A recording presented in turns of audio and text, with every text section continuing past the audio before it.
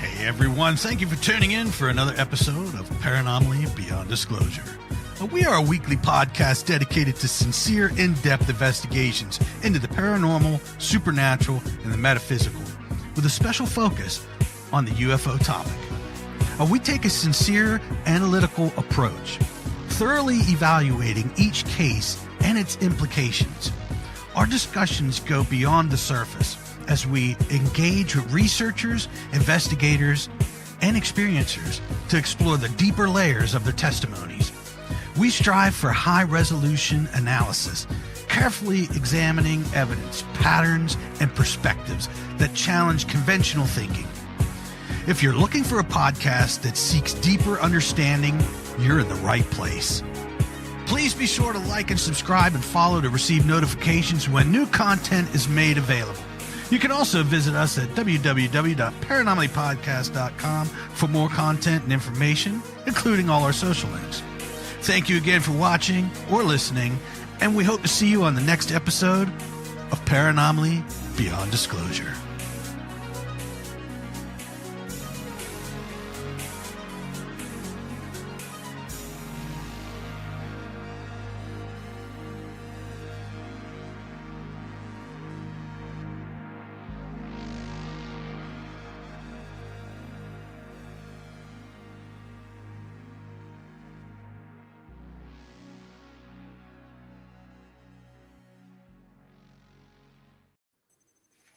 Hey everyone, thank you for tuning in tonight for this episode of Paranomaly Beyond Disclosure.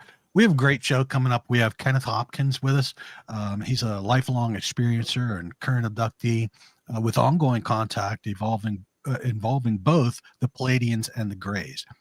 His encounters include nighttime teleportations to various locations around the Earth, as well as earlier experiences aboard large extraterrestrial crafts, where he and others participated in instructional sessions or classes. Ken, thank you so much for joining us tonight. I'm glad to have the opportunity, and I like your perspective. The classes were given by the Pleiadians to many of the hybrids that were on Earth, and they would take us and teleport us to locations with other hybrids. Of which you consider yourself to be one of the hybrids. Yeah, my birth mother was German. I have none of my birth mother's genetics. I am Scandinavian 50%. My real mother is Scandinavian. So that's verifiable. You've done genetic genome analysis and have found that you have none of the genetics of my mother. Of your mother. I was told, which lends a lot of credence that, and I think your contention is right, that you were a baby. The embryo that was you in the uterus was altered in some fashion, or was not. The Greys and the Pleiadians played the role in its formation. The Pleiadians asked the Greys if they would implant their eggs in humans. The military under the Truman era, which I had difficulty getting research from, was doing these projects with the Greys putting the embryos into the mothers. My mother gave me fractions of information prior to her death, so I never got the full story from her. But they were looking for another child's genes when they participated in the embryo implant. It was an arrangement she made with her uncle because she was going to raise her uncle's child.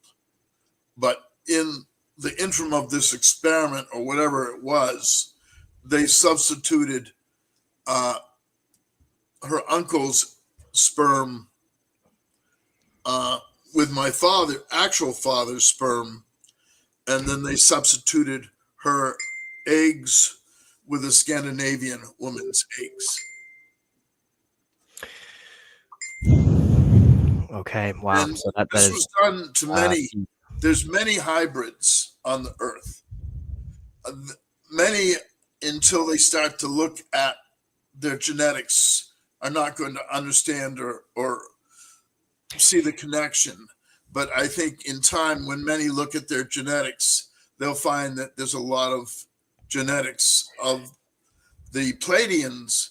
I tried to get further information. I couldn't get much more information from the people that gave me the information. They're very close-lipped. And then the Pleiadians and the Greys told me the rest. So when people think of hybrids normally, they think of these listless, pale-skinned, thin-bodied beings that typically abductee women see on board the craft, that have sometimes the large black eyes, sometimes they have large blue eyes, Okay, you're and these kind referring of to the stringy Grey. hair. So I'm talking about the gray Okay, I human. was talking about the Oh no, Pleiadian. so what I'm describing, according to you, that would be the gray human hybrids. But Yeah. you're not that. How would you I differentiate? participated in that with giving sperm in my abductions with the Greys. But that's the only participation I had in that. My primary participation was with the Pleiadians. So you're not a human gray hybrid. No. You are a human Pleiadian hybrid. Yeah, the Scandinavian ties in with the Pleiadians. Okay, yeah, because they are Nordic looking. Now the okay. Nordics are another group, a very different group. That's right. You differentiate between the Pleiadians and the Nordics. I've always looked at the terminology of Nordic as just an all-encompassing term to describe any human-looking ET that has blonde hair, blue eyes, etc., which there are probably, Yeah, well, the multiple Pleiadian interactions with humans and the Nordic interactions with humans are quite different in their approach and how the Nordics have a tendency to have a level of aggression in their interactions with humans, where the Pleiadians demand for a peaceful, a quiet coming of together. The Pleiadians, when they take us in the places they take us, they expect our behavior to follow certain guidelines. They don't like aggression. They don't like aggressive language. They certainly don't like violence. So if we partake in those in our teleportations, then we're sent back to our bedrooms.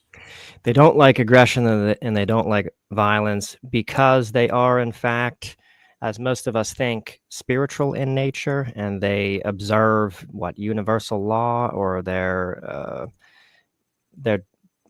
disciplined in some fashion, philosophically or spiritually. Is that why they have that tendency to? I think they're reflecting on their own planet's life and how they live, and then they're taking the humans who have seen and experienced the violence into their worlds at night, or into the places they bring us. They can bring us many different places. So when we're with them and with the other hybrids, it's very peaceful. It's very quiet, almost dreamlike. There's a togetherness connection with each other. Versus in a military abduction, there could be aggressive responses from others, but that wouldn't occur with the Pleiadians. I had one friend that was banished from their abductions because of her level of aggression, and they gave her several warnings, and it was over the handling of food that her aggression was over, because we're not supposed to eat when we're in these teleportations, rarely. And she was fighting physically over the food being taken away. So that led to a very aggressive behavior. And that was somewhat instinctual on her behalf. Hmm. So this seems like a very different scenario than typical abductions where humans are taken where they have no control whatsoever, to, be aggressive. I mean, they can be, but normally, Well, there's many. there's no purpose. It's not an environment. It's a teaching environment for a lot of it. Okay. Got you. Okay. All right. Before we get into this deep stuff, let's go to the abduction experiences that you underwent during the 70s. I think it was between years 1975 and 1978. Yeah, and according that's to what my notes. I just finished a book, and sent the book to the publisher. My fourth book just went out. My third book is doing very well. UFO Girl, Military Intelligence is the title on that book. And that book's selling very well right now. I'm going to be traveling to California on that. That's on the Greys abductions. And Okay. Excellent. I want to just give a little bit of a primer to the audience before we get into that. So, to me, why these abduction experiences are interesting are because they seem anomalous in the sense that, at least it seems to me anyway, that you weren't the primary subject of the abductions. For one, I think there's a lot of anomalies, at least from my position as an abduction researcher, and they were very interested in the women. So you were not. You would agree then that you were not really the primary subject. You were more of a facilitator or somehow assisting with the abduction.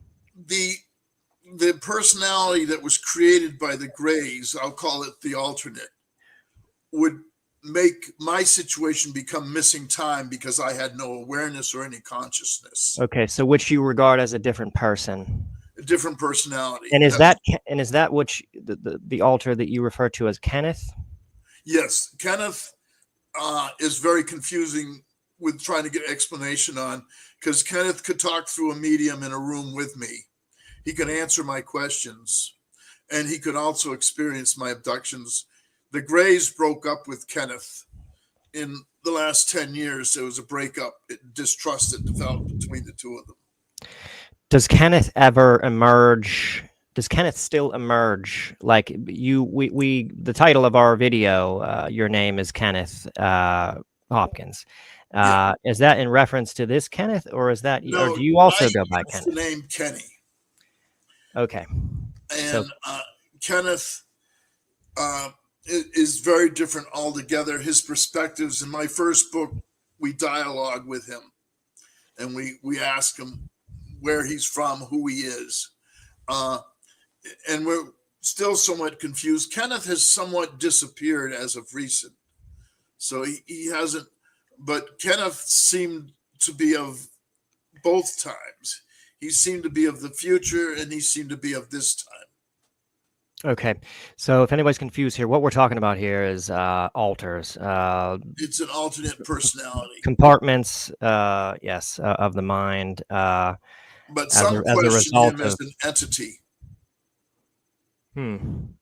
As not a personality.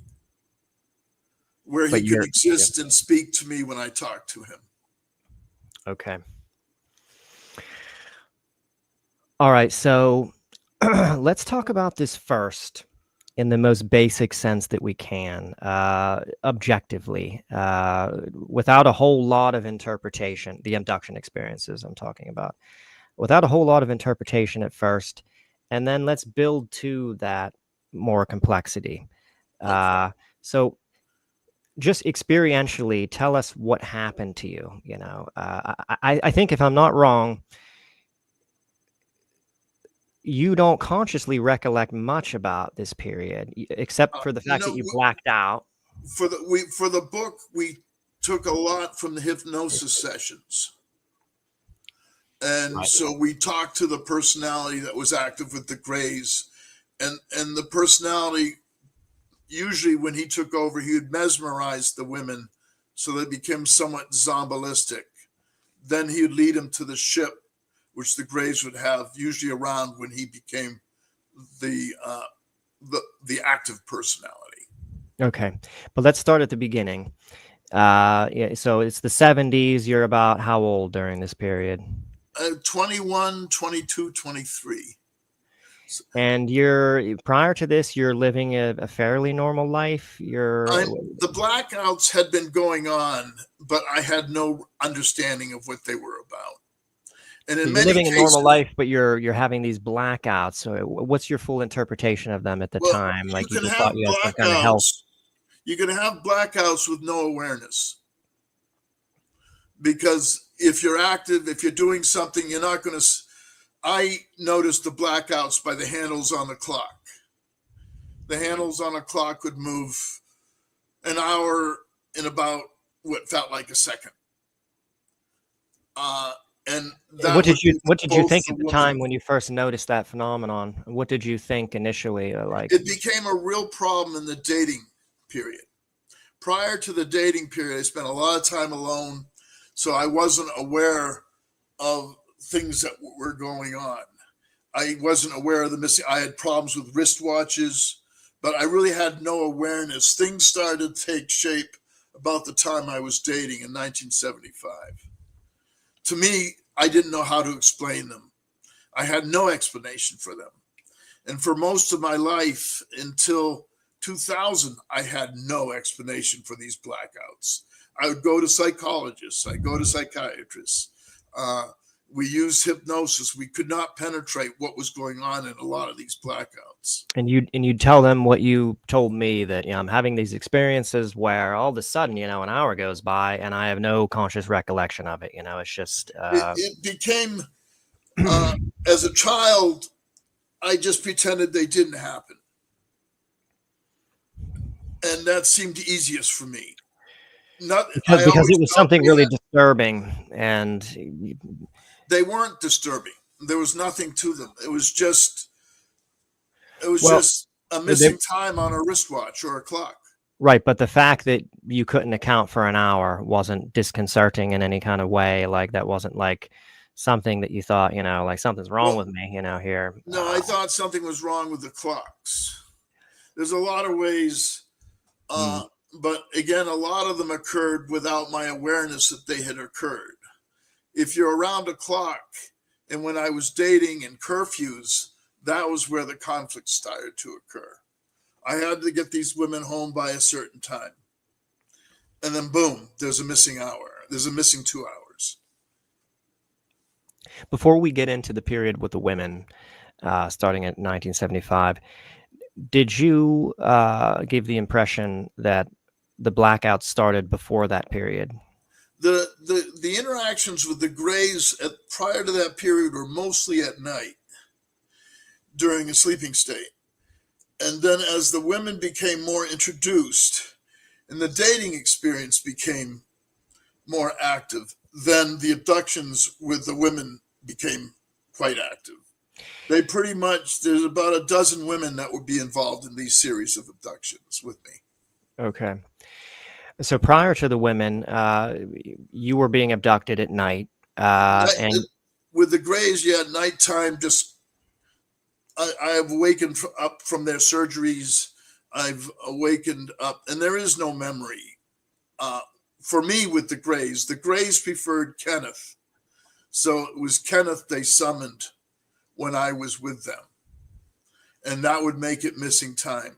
The dissociative states is the only explanation for why people are having the missing time.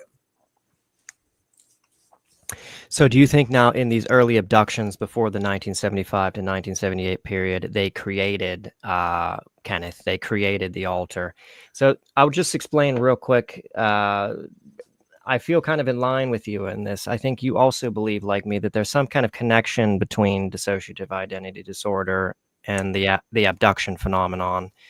And there's a lot of parallels and relationship between the two. That some abduction, I brought this up to John Carpenter one time, don't you think that there is a lot of similarities between trauma-based mind control and the certain features of the abduction phenomenon, with abductees, namely the compartmentalized memory. The abductee, when triggered into the altered state, will all of a sudden have memories open up that weren't there before. They remember the past abductions. They remember the beings. It seems to behave a lot like the compartmentalized alters in a trauma-based mind control victim. We know trauma occurs during the abductions. There's triggering. I was unaware of any trauma. Not until I got into hypnosis did that start to become the experience. Okay, fair enough with you, but I mean just with the abduction phenomenon in general. There's many the women experiences. Had no idea what happened. They didn't even know in some cases there was a missing hour. But the 16 hours was very pronounced when that occurred to a young woman.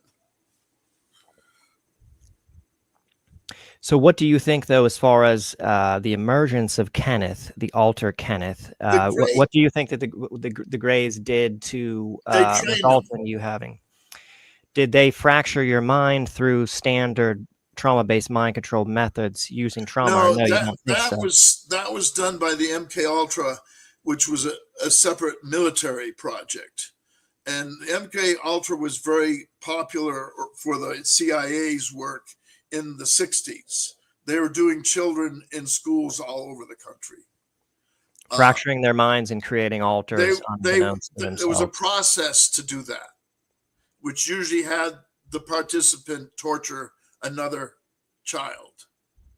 So they would have the participant witness atrocities, and that would help bring about the separation, because the consciousness isn't able to deal with that, so it forms another consciousness that can deal with that. Mm-hmm. A consciousness that is more adapted to it. Yeah, then they train that consciousness. Right. That consciousness is going to have 10 times the strength of a man.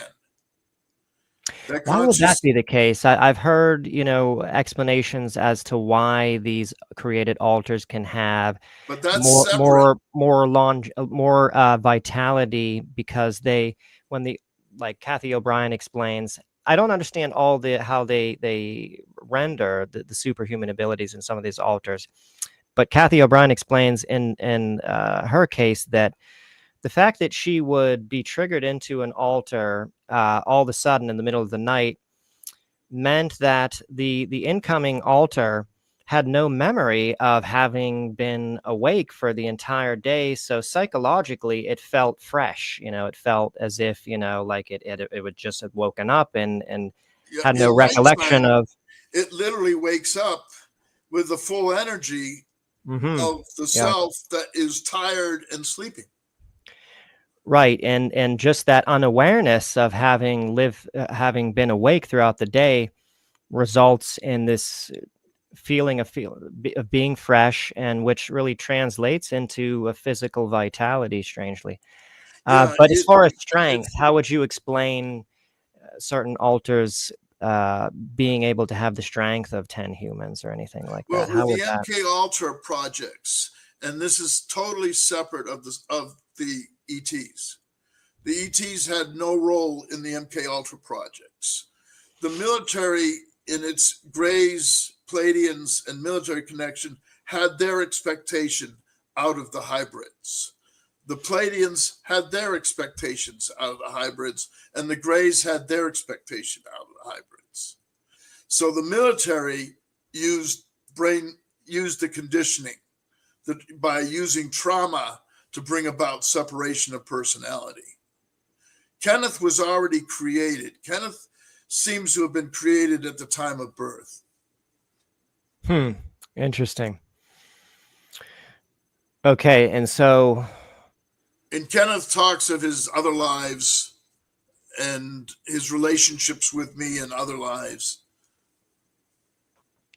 And was Kenneth created at that time for this very specific purpose during the decade of the 70s? Was he created then to be used primarily during the abductions that were to come in the 70s? Kenneth came as early as I can remember. Kenneth spoke to me. Childhood When you were a child, what were some of those early conversations with Kenneth in your mind? Kenneth liked to scare me. Kenneth could do things in dreams. Kenneth just seemed like he always was. I was raised very abusively, and Kenneth tried and, in a sense, became a protector from the physical abuse. Which is not uncommon with people that have dissociative identity disorder. Normally, one of the alters is kind of like the tough guy that kind of bears the brunt of the trauma, that when the parent is abusing the child, that alter will take over and absorb. Had abilities. Was that also Kenneth's role? Was Kenneth when can you talk about what kind of abuse you went through when you were a child? Usually the beating into unconsciousness. By your mother? By my mother, yes. And would Kenneth be triggered he would in be those triggered events? in some of those. It's just some of them. And I don't know which ones he was triggered in and which ones he wasn't. He usually resisted and he usually tried to fight back. But a 2- and 3-year-old can't fight an adult too well. Did Kenneth have a precocious mentality for being in a 2- or 3-year-old body, or when Kenneth would take over, did he seem to have? I mean, you would talk to him and conversate with him when you were younger. Did he seem more mature than should have been the case? Was much more mature than I was. Kenneth always was the majority of 30, 40-year-old person, and because of the difference, Kenneth often played tricks on me, gave me nightmares with some of the things he would try to do.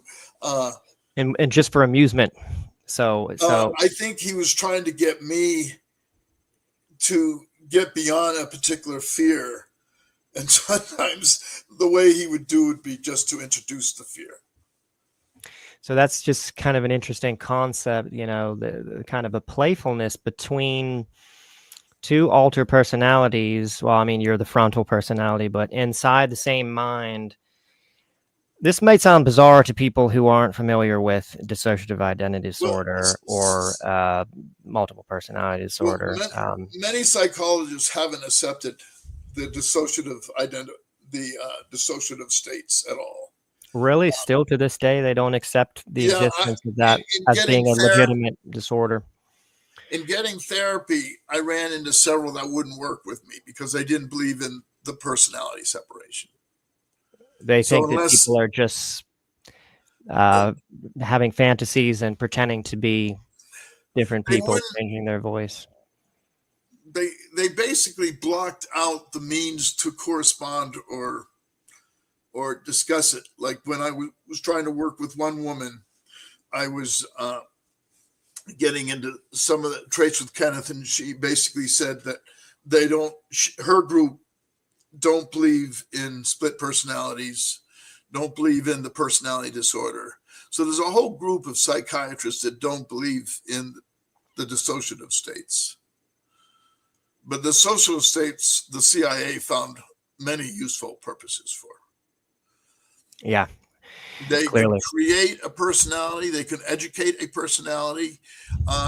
They were usually primarily used for couriers and used for assassins.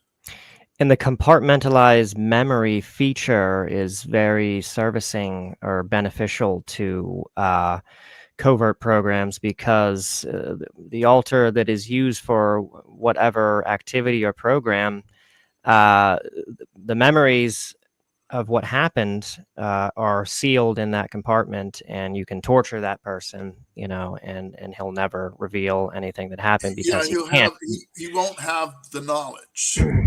And that recently happened to me in a torturing in Canada in a teleportation. They severed 6 ribs, and I'm in my 3rd year recovery from the severed ribs. In my last book, I put the x-rays of how they severed my ribs and the witness statement from Canada. Now, so Todd, do you have any? Because you're probably in the same sort of mindset as some of the people watching this right now, as far as the level at which you understand trauma-based mind control and alters. What's your confusions, or if any, right now that might help a listener right now who doesn't know what the fuck we're talking about? I don't have anything right at this moment. I'm compiling my notes here. Yes, you can go ahead and continue, and Okay. and later on, I will bring up my notes that I have here. I got quite a Okay. few so far. Okay, fair enough. Sounds good. All right, we will proceed Pleiadians. on. Oh, go ahead, Kenneth. I'm sorry. I Go was going ahead. to say the Pleiadians do something else with the personalities. They do. They have They their don't. own programmed alters that they've Well, created. well, when you look In at a addition to child Kenneth. who's having what he thinks is dreams his whole life, and so because they're dreams, we don't remember our dreams. We purposely don't remember our dreams. That we don't take them. So then what the state with the Pleiadians becomes dissociated as a dream state, and so they'll remember when they're in that dream state. They'll remember everything that happened. Even relationships occurred in these altered states. Mm-hmm. So when they're in the compartmentation of the personality is phenomenal with how it's compartmentized with you can't get this memory from this position, you can't get this memory from there. It's completely just they're completely in isolation of one another, almost as if they're just two separate minds, two separate people, that just like the difference between my mind and your mind, just a complete separation between the two. So with the Pleiadians, what was considered a dream state by the conscious state loses the need to remember. So a separation occurs from the dream state, from what the conscious state thinks is a dream state. So out of that, a personality develops in that dream state. Or it's not a dream state, it's a teleportation state. So, but it is an altered state. It's an altered state. Yeah. As the Pleiadians said, it's you, but without memory. That was their description of it. Okay. Not without memory entirely, but from the position of you, Kenny, without memory. You have no memory of. Kenneth, I have no memory of what Kenneth does. And Kenneth has no memory of what I do. Now, did Kenneth, in these early conversations when you were a child, did he ever give you, was he completely unwitting as to what you were eventually going to be used for as you got older? Did he know that, did he seem to have some foreknowledge of what was going to happen? He seemed to have a lot of knowledge of what was going to happen and what was supposed to happen. Interesting. Okay. And did he share any of that knowledge with you? Did he give you any tidbits? There was a lot he couldn't share. And he made it very plain that he couldn't share. But the pieces he was able to share gave me some light, but not much light. Well, what were the pieces that he was able to share that gave you some light? And especially at that time, you would think that any sort of information about what was to come would just be inscrutable, Well, during the childhood period for myself, the abuse and the trauma left me in a very bad mental state. So Kenneth worked to raise that mental state. To sort of maintain you, to sort of keep you functional. Functional and encouragement, almost like a parent. He was much above me as far as intellectually developed. I was a 5-year-old child. I was 7, stayed back, 8, stayed back. So I was going through very rough emotional transitions as a child growing up through the abuse. The abuse continued to about age 13, 12. And that was when Kenneth fought back, that stopped it. Did Kenneth ever, assist you in mundane things, given his sort of knowledge and maturity? Did he ever, in certain life situations, give you like some advice, like no, Kenny, don't go with that kid? Yes, he did. He gave me, and initially I ignored him. And eventually, after ignoring him enough times, I realized by ignoring him, I would inevitably end up in a bad situation. So after several bad situations, one involved the drowning of a young woman, I stopped. I started listening to him when he gave me these forewarnings. He was very loud and very clear when I was walking into a situation that was dangerous. Now, you said he had foreknowledge of what was to come as far as the sort of classified programs that you were used in, but did he have a kind of with the military? He wasn't, just with the Greys. He was connected with the Greys. He had connection with the military, but I don't know the connection he did with the military. Okay. But so he did have some foreknowledge, but did he also have a kind of omniscience as far as future events, like when you were a child and you were going to, be in some kind of bad situation? Did he know that was coming down the road?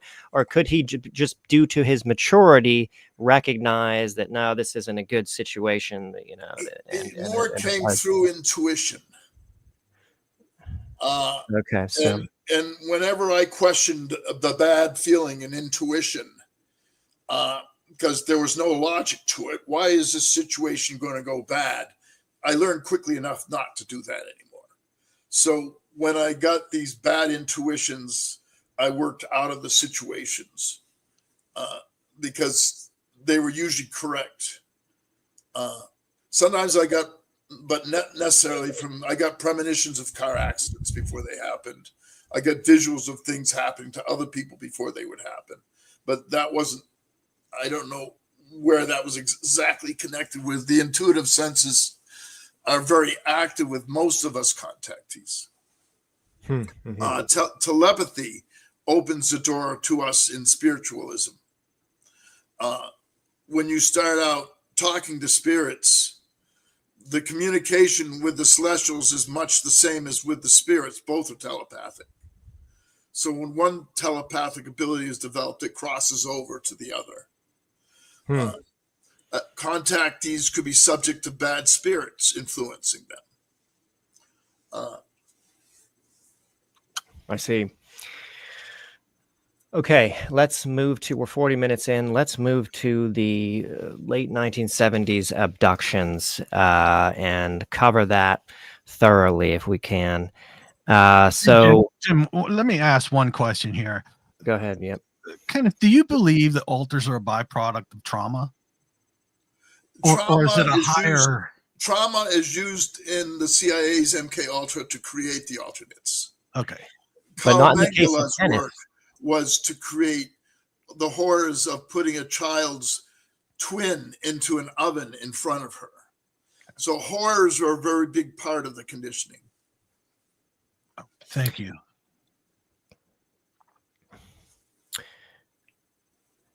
Okay, so the 1970 abductions. So you're experiencing these blackouts. Their interest was the girls. So the Greys, the time they get the girls would be daytime, early evening. Okay, now, and were these girls random girls or just random female hosts with a uterus, or was there some in time travel, in an astral time travel experience? I saw something that would occur 2.5 months later. I try to write this in the book.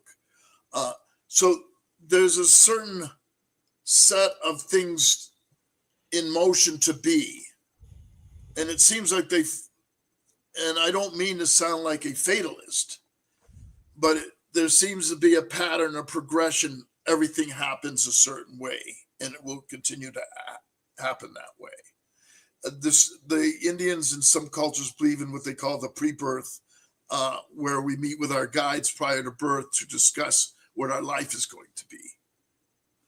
Okay, and fit this into the abductions of the 1970s. What's the relationship between what you're saying? The girls were set up to be according to the Greys, and the Greys put it clear, the girls had made the choice prior to birth to participate with the Greys. Okay. And that's what some researchers and abductees feel, that there was a pre-incarnation sort of agreement or contract to maybe, because the souls of those girls, what do you think about this idea? The souls of those girls were connected to the same soul groups that are the Greys. That's very possible. Mm-hmm. And a lot of the abductees are past lives to their abductors. Yes, that's the case with some abductees. They have, even during some abductions, they're shown past lives or have experiences in their past selves as those ETs, as whether it be the Greys or whatever race it is. And and I was going to say, some of the contactees, abductees, are aware of that agreement they have with their abductors. Mm-hmm. Aware on the conscious level? Some have awareness on the conscious level. Minority, small amounts, but in my interviews, that's definitely a minority. Yeah, but yes. Hey, Kenneth, do you believe that your abductions were part of a soul contract? Yeah. Okay. And the girls that were in the vehicles with me, also part of that soul contract. Okay. With the Greys. And the Greys have said this repeatedly in other channelings, that there was an agreement. There was one confrontation with one young woman that didn't seem to be there was an agreement with. And the Greys, in another abduction 12 years later, would try to confront her to get rid of her anger towards them. That's just one example. One woman that was involved in an abduction in Eastern. She didn't have any contract. She may not have, but she was furious and she was angry at the Greys. So in an abduction, whether her anger was carried through consciously, I don't know. But some hybrids it does. But the Greys had a meeting with the three of us, and they were trying to get her to put aside her anger and rage over what they did to her. And she didn't. She wouldn't. Interesting. She wouldn't forgive them. Okay, so getting back to these experiences, I just want to give a little context. So we're talking about, with these women abductees, we're talking about the hybridization program. The main thing going on here, right, is as far as these abductions, is the hybrid program. They're selecting these women. Do you think that there's a kind of influence happening in you during this period of the 70s where you're being guided to particular women? Well, I was set up. I don't know. I kind of feel like I was set up. Because there was some kind of orchestration. I didn't have any intention of putting embryos in these girls. Right. Yeah. You had no conscious awareness of it. You just, you just had a sort of normal encounter with a girl in whatever context. It might have been good looking, and you thought, I'd like to go on a date with this girl. And, it was just from your level, you were just, in your 20s and seeking out women. to have pleasurable experiences in that regard. And all the while, you were sort of facilitating Kenneth to come these. in. Kenneth would, yeah. Then he would mesmerize them, and then he'd lead them to the ships and into the ships. Can the you Greys give us would accompany? Yeah, can you give us a detailed walkthrough of one of these abductions with one of the women, maybe an early one, or is there one that you can tell us? There's a how lot of it went down? similarities. There's a lot of similarities with them all. The other thing, just to throw a note, the military was participating in the Greys hybrid program as well. So the military using Greys ships to do the hybrid. The Pleiadians don't like the use of the word hybrid because they say they're the same genes. So the Greys, the hybrid, seems that they prefer the term. So it appeared that the Greys would usually take us, or we'd be in a ship, usually conscious with the regressions. Well, can you go back even before that? What like when you were, right? I think you would be with a girl and you decide to go on a back road or something so you could drink alcohol without being seen. Yeah, alcohol and maybe a joint and talk. All I wanted to do was talk. I wasn't in my first book. I described the sexual anxieties that formed because of what was happening with these girls. So I wasn't looking for sexuality with these girls. I was just looking for friendships, discussion, and talking. In the first book, there's a crisscross between the women's anger, the lack of. There's a lot of contrasts going on because I was very uncomfortable with any sexual interaction because of some of the early because of an early Greys abduction that took place in Georgetown. Okay, yeah. So this is not uncommon with some abductees. They develop a sexual aversion because of an experience that was maybe traumatic and sexually. Well, the part of the experience, was one of suddenly losing control, and then waking up an hour later, or coming to an hour later. Mm-hmm.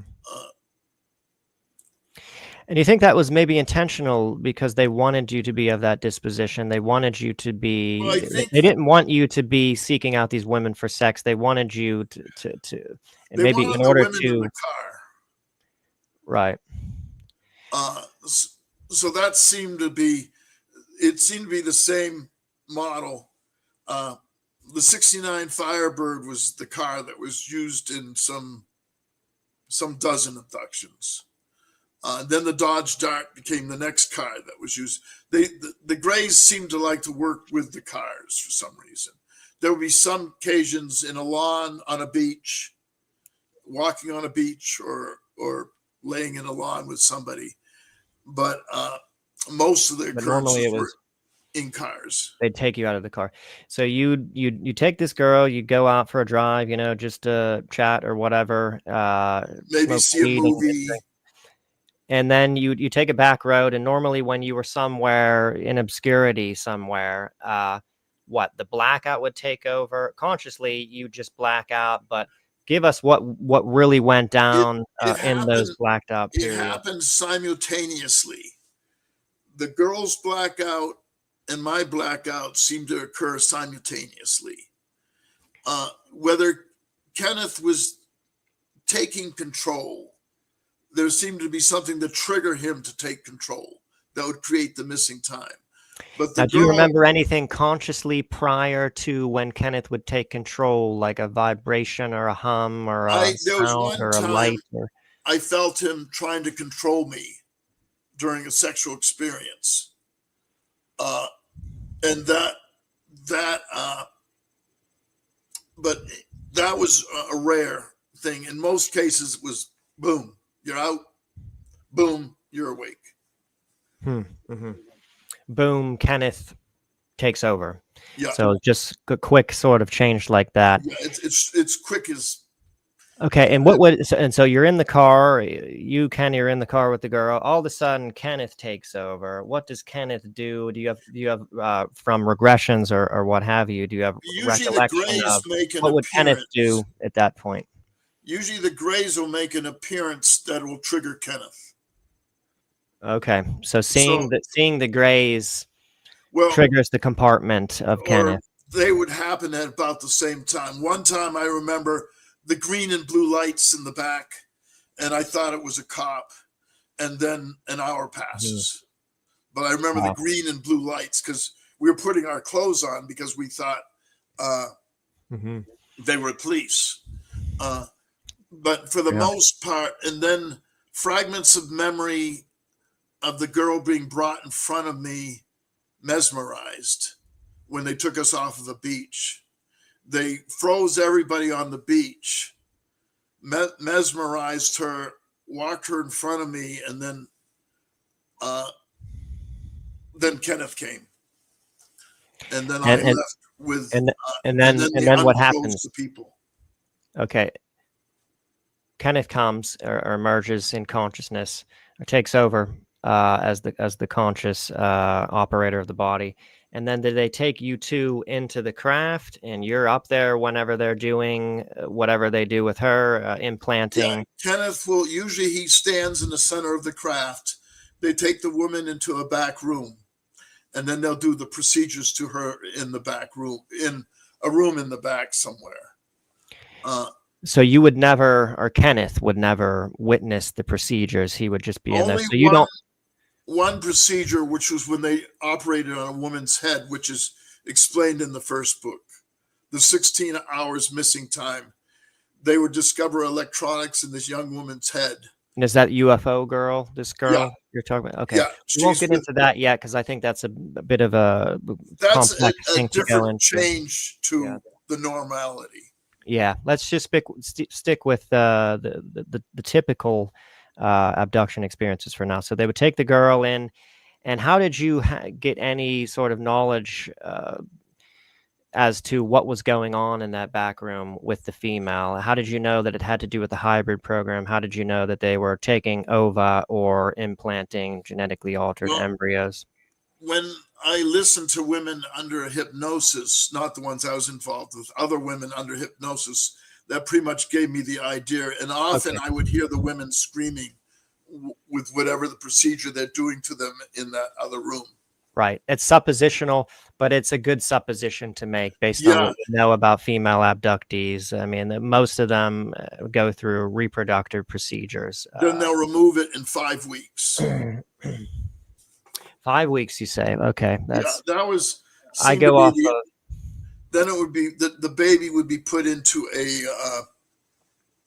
chamber, and they'd sustain it and raise it in the chamber. And incubate it. They'd incubate it. And, it's like an incubator. Right, until it's grown enough to survive outside of the incubation chamber. It seems to be the case. case. A lot of the women I interviewed also explained this to me, because a lot of the women would be introduced to their children, and there would be one of two responses: either get that thing away from me or I'll kill it, or there'd be affection that would go between the contactee and the baby.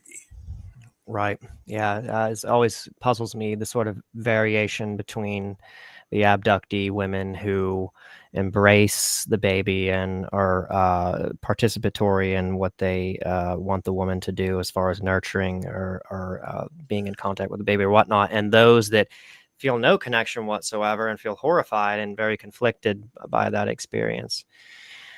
I don't understand why it varies between the two, but I suppose by a level of acceptance to the experience. Yeah. Okay. Now the question is, no, why are these abductions different from the standard abductions? Why, with these women who you were dating and were facilitating the abductions in some fashion, why were they not just taken in the standard fashion when they were at their homes at night in bed? Why were you what was different about this sort of operation to where they needed you, or Kenneth rather, to sort of facilitate in some kind of way. I'm What purpose thinking did Kenneth it's serve? a pre-birth agreement that the women will participate with the Greys as long as they're with me. Why so that would that be the part of a case? pre-birth. What, any other clarification as to why that would be the case? Why would they need, many abductee or I many don't souls know. don't seem to I've require not that? read any accounts of somebody with as many abductions with girls with them. I haven't seen or heard of anything, but a lot of what was happening with me had in fact to do with the Greys' participation in the embryo implant with my mother. That seemed to put me as part of them from birth on. So it didn't seem, because my initial impression is that Kenneth facilitated something, either in the the initial sort of capturing stage of the abduction. Wasn't there any sort of function that Kenneth did to keep the girl calm or do something in order He to make... mesmerized them and got them to go into the ships quietly. In all cases, from what I did with the hypnosis and the visuals, they were mesmerized and they followed obediently. Okay, so he did serve some kind of practical function, it seemed. So he basically made them available to the Greys. I see. Okay. And yeah, so it's atypical though. Normally, it seems to be enough to just, in the standard fashion, paralyze them. Maybe maybe this is a group. Now, answer this, Kenneth. I'm curious. Did they seem to, these abductions, have any of the standard features of other hybrid abductee abductions where the woman would become paralyzed or the beam would come down? Did you ever witness the beam? I've witnessed the beam. I've witnessed, many of us have witnessed the paralyzation, and we listened to science's explanation of it. Because and there's been a number of ways I've heard the paralyzation initiated.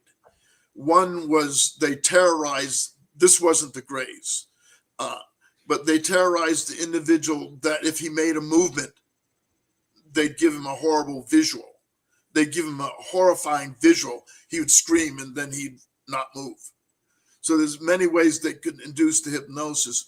The more you fight the paralysis, the worse it gets. So what they told one victim, stop fighting, relax, and then he had complete control. They were teaching him. When he stopped fighting, the abductee gained control of his bodily functions at that point. The more the resistance, the more the paralysis is the best way I can explain it. Huh, that's an interesting... So what they told him, they'd been paralyzing this is Greys, this particular person. And a number of the reasons they do the paralysis is because they're very weak. They're not strong. And they're easily hurt. With even the slightest... We just had an abductee on who whacked one in the course of an abduction event and sent it flying many feet through the air. So they're very fearful. Yeah. So they had a good relationship with this particular contactee. So after they paralyzed him, they said, now we want you to relax. Relax all your muscles. And as he relaxed, the paralysis disappeared. So they don't want to, maybe they don't want to paralyze you. They only paralyze you insofar as it's absolutely necessary to paralyze you. They would rather not violate your free will, or because it's a major, and many abduction researchers, some of the early ones, assert, correctly that this is just a tremendous violation to demobilize someone helplessly and then, it's usually preside over them. Yeah. It's usually a shocked victim that they'll paralyze. A person who's conscious when normally they wouldn't be conscious. who's horrified. And so that's going to be the most dangerous person to them, is one in a panic state. Yeah. Interesting. So Ken, before Jim, before you continue, Ken, Go your ahead. altar, it just wasn't a passive participant, correct? You actually used your altar was actually used as a handler or a facilitator. Yeah, for the girls. He basically saw that the girls went into the ships calmly and quietly. Sometimes when the procedures started, they started screaming. And I don't know how he mesmerized them, but it almost seemed like he had abilities. The Greys had trained him. They'd given him abilities, because in one encounter with the military, he locked the military in their car because he didn't want them getting out to interfere with the abduction that was occurring. So he put the locks down in the car. They couldn't get out. That was Kenneth. So and that was what got the military involved. Was that incident brought the military in? Okay, I was just going to say, because that brings up like mind control, the programming, consent, dual rules, military abduction, my lab tactics. Is that what we're talking about? Well, the Greys, we thought we went to a movie. Okay. And this is explained in the book. We didn't know we never went to the movie. The screen memories, if you don't question a screen memory will work fine. When you start, this is with the Greys, when you start to take it apart, then you start, that doesn't make sense. That couldn't happen. But most people don't look at their memories as they get them with the detail. So we thought we went to a movie. We thought we watched Blazing Saddles, but we had never left the point on that road ever where they took us. So then when the military questioned her, they questioned me about that date. I didn't know what was going on with their questioning. They did an interesting little interrogation on that date because they had been following us. So they saw everything that happened on that date. They knew we didn't go to the movie. They knew we were taken. So then when they questioned the girl, they explained to her what happened because I never saw her again. And we were developing a very good relationship. But at the same time, I never knew what happened. So do you believe that your altar had full control in those moments? I mean, was there any, like, how can I say this? Or was the altar acting under like a higher command, like a proxy for the Greys? The altar was definitely under a higher command. Okay. That's a good question, Todd. I was wondering about that. The alternate was way, he was of more than one time. Okay. So he was completely working under their behalf. You know, he was he also put through the paralysis? Now, and Kenneth was never put through any table procedures in these abductions. He was always just sort of hanging out. He participated when they took sperm. They took sperm from you. Yeah, there were times they had taken sperm. Do you think to be used or inserted in the same ova of the women that you were with? Or I have no way of being able to answer whether the reason they took the women with me was to put my sperm in them. I can't say yes or no or draw any conclusion on that. It could be, but not in most cases. They didn't take sperm. Do you have any conscious recollection of when they did take sperm, and can you report the details of what that's like or what that was like for Kenneth? Well, in the regression, they put a device over the penis and I don't know how they initiated the orgasm. Yeah, so you don't remember. So I've heard from one abductee that images flash through his mind, erotic images flash through his mind, and that's what facilitated the. That's possible, because Yeah. when I'm dealing with these, I'm looking through the mind of another person, and he's telling me what's going on in the regression. During the regression. Oh, so So Kenneth during the comes regression. forth. He comes forth during the regressions and is kind Yeah. of narrating what's going on. What's going on with the hypnotist. Interesting. And so he's giving you, and you're not just getting the sort of raw experience or reporting the raw experience, you're also getting Kenneth Takes commentary over during the hypnosis and then describes what has happened. And do you think Kenneth is a reliable source? Do you think that he's giving you it straight in these commentaries? Kenneth has saved my life numerous times. Mm-hmm. Kenneth has been very devoted.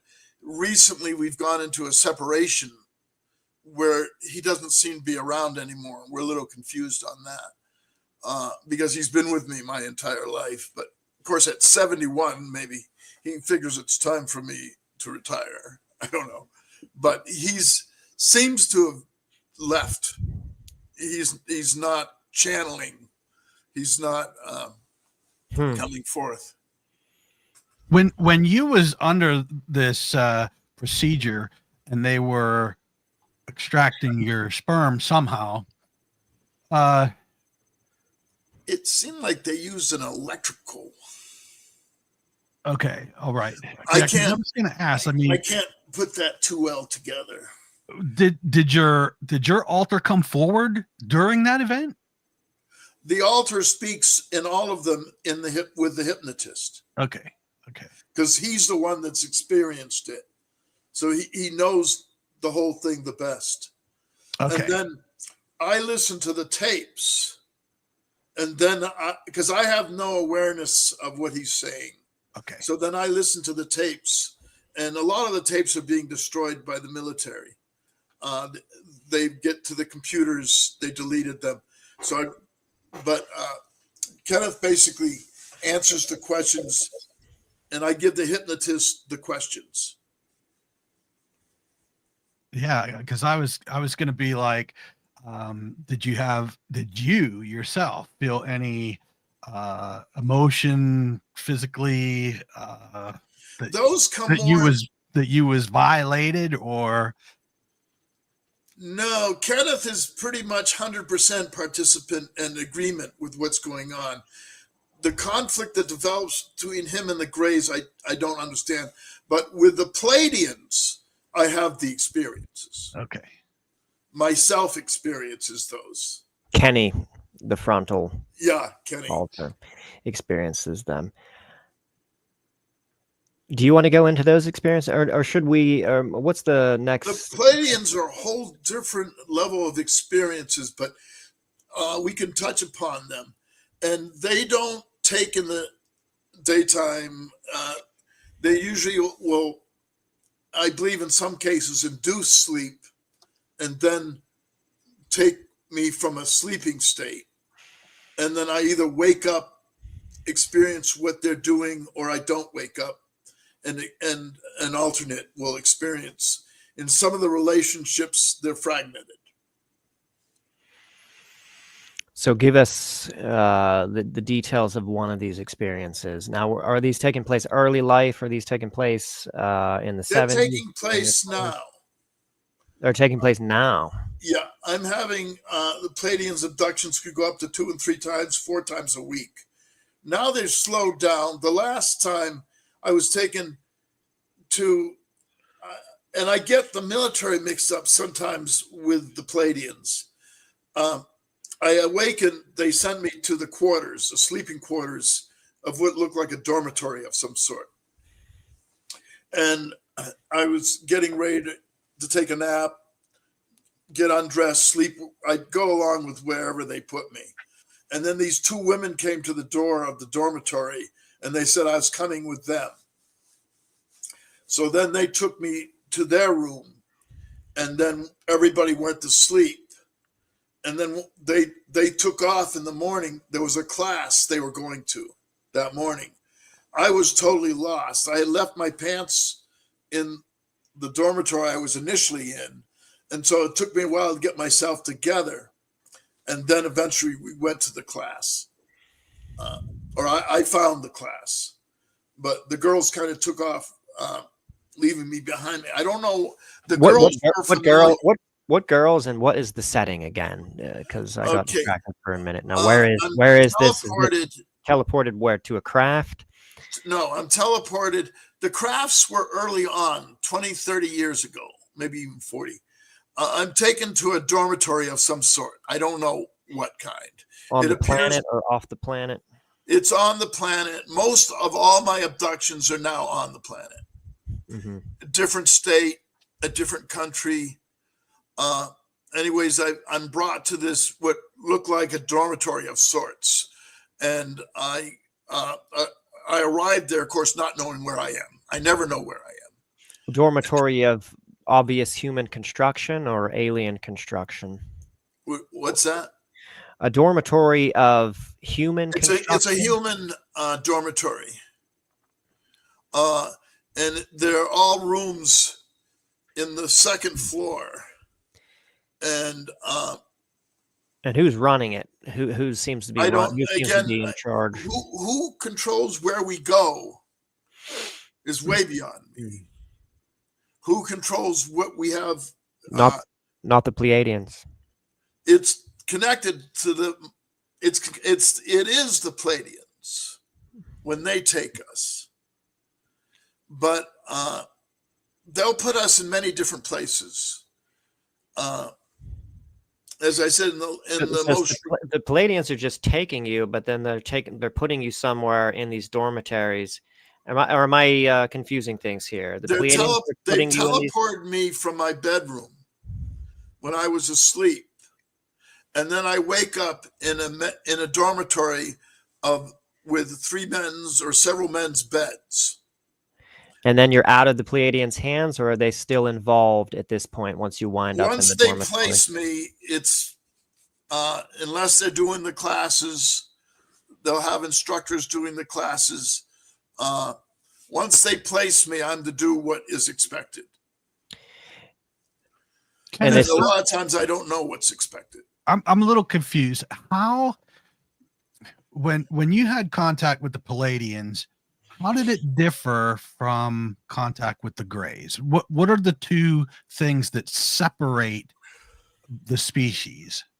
Well, consciousness was more with the Pleiadians than with the Greys. They didn't suppress your consciousness, meaning they did sometimes. Like when they taught us the classes, as we remembered, as we worked the formulas they had us working with, as we became conscious, we couldn't do it. The formulas didn't work. So they seemed to be teaching another consciousness. I was told that when it's time, the memories will come from those trainings. They had problems when I went into going into engineering and physics. They had a lot of problems because they thought what I was being taught in engineering and physics was going to interfere with what they had been teaching me at night. So that would suggest, though, some sort of permeation between. Because do you think that the consciousness that was undergoing the classes was that Kenny, or was that another Kenneth-like alter who was sort of emerging? Kenneth was in some of them. Most of them, a lot of them were me. But a lot of them I don't have full memory of. I have fragmented memory of. Do you have memory of the ones that were you, or do you still? I have memory of the ones that were me. I have pretty clear memory of in some classes. You have some recollection of some of the classes. Before the classes start, I'm me. Once the classes start, I have no memory. When the classes are over, then I'm conscious again. And what do you think happens when the classes start? Another altar is triggered, maybe Kenneth or someone else? Pleiadians have done something purposely to prevent us from remembering what they're teaching us. And I would suggest that's probably another compartment. It's definitely another compartment. Yeah. And it's specific to them. I just remember coming conscious doing the formulas. As I became more conscious, the formulas made no sense. I tried duplicating formulas once on paper, but I couldn't get any sense out of them. So you have a little bit of recollection to know that you said in a previous podcast that they were teaching you some alternate form of physics and math. Physics, mathematics, and they did things with sort of in the sociology area. Sociology with respect to human civilization, or with respect to human civilization, they also did preparations for Earth's evacuation. They had us climbing into pods. They had us eating meals and pills. So there's some hands-on stuff going on, not just books and they were going over us with the procedures for the evacuation, how we go into suspended animation. The chambers, they used chambers that held 2 people, and then they talked about how they rotated because there were so many people being moved. They couldn't have them all awake, so they rotated those from suspended animation to being awake back to suspended animation. So people are probably wondering, what evacuation are you talking about? They were sort of preparing you for some kind of future possible evacuation or probable evacuation, and where, and what are the details of that? Or whether we were, I'm not, all I know is what the classes are. I can't infer anything. My impression is there will be an evacuation. There's going to be decades from now. And they had some people try foods out. Massive turning. They couldn't use potatoes because of a toxin that came out of the potatoes. They could use rice. So they had ways of hydrating foods so they take up less containers. And the pills were used as a substitute because they couldn't provide the foods. This is just, but I don't know if I've been sent in time and not know. Usually you have symptoms when you're sent in time. What do you mean by symptoms? Problems or loss of coordination? This stuff forms in our mouth that we have to spit up. When we're in whatever period of time we're in, we usually have to get the stuff out of our mouth. It almost feels like snake skin. Who was doing the transporting back in time? Was this again? Also Pleiadians? I don't know who does any of the transporting. I know when it's Pleiadian by where I end up. I know it's military by where I end up. But you think there's another third party that's... No, I think the military has its purpose, so it does its things.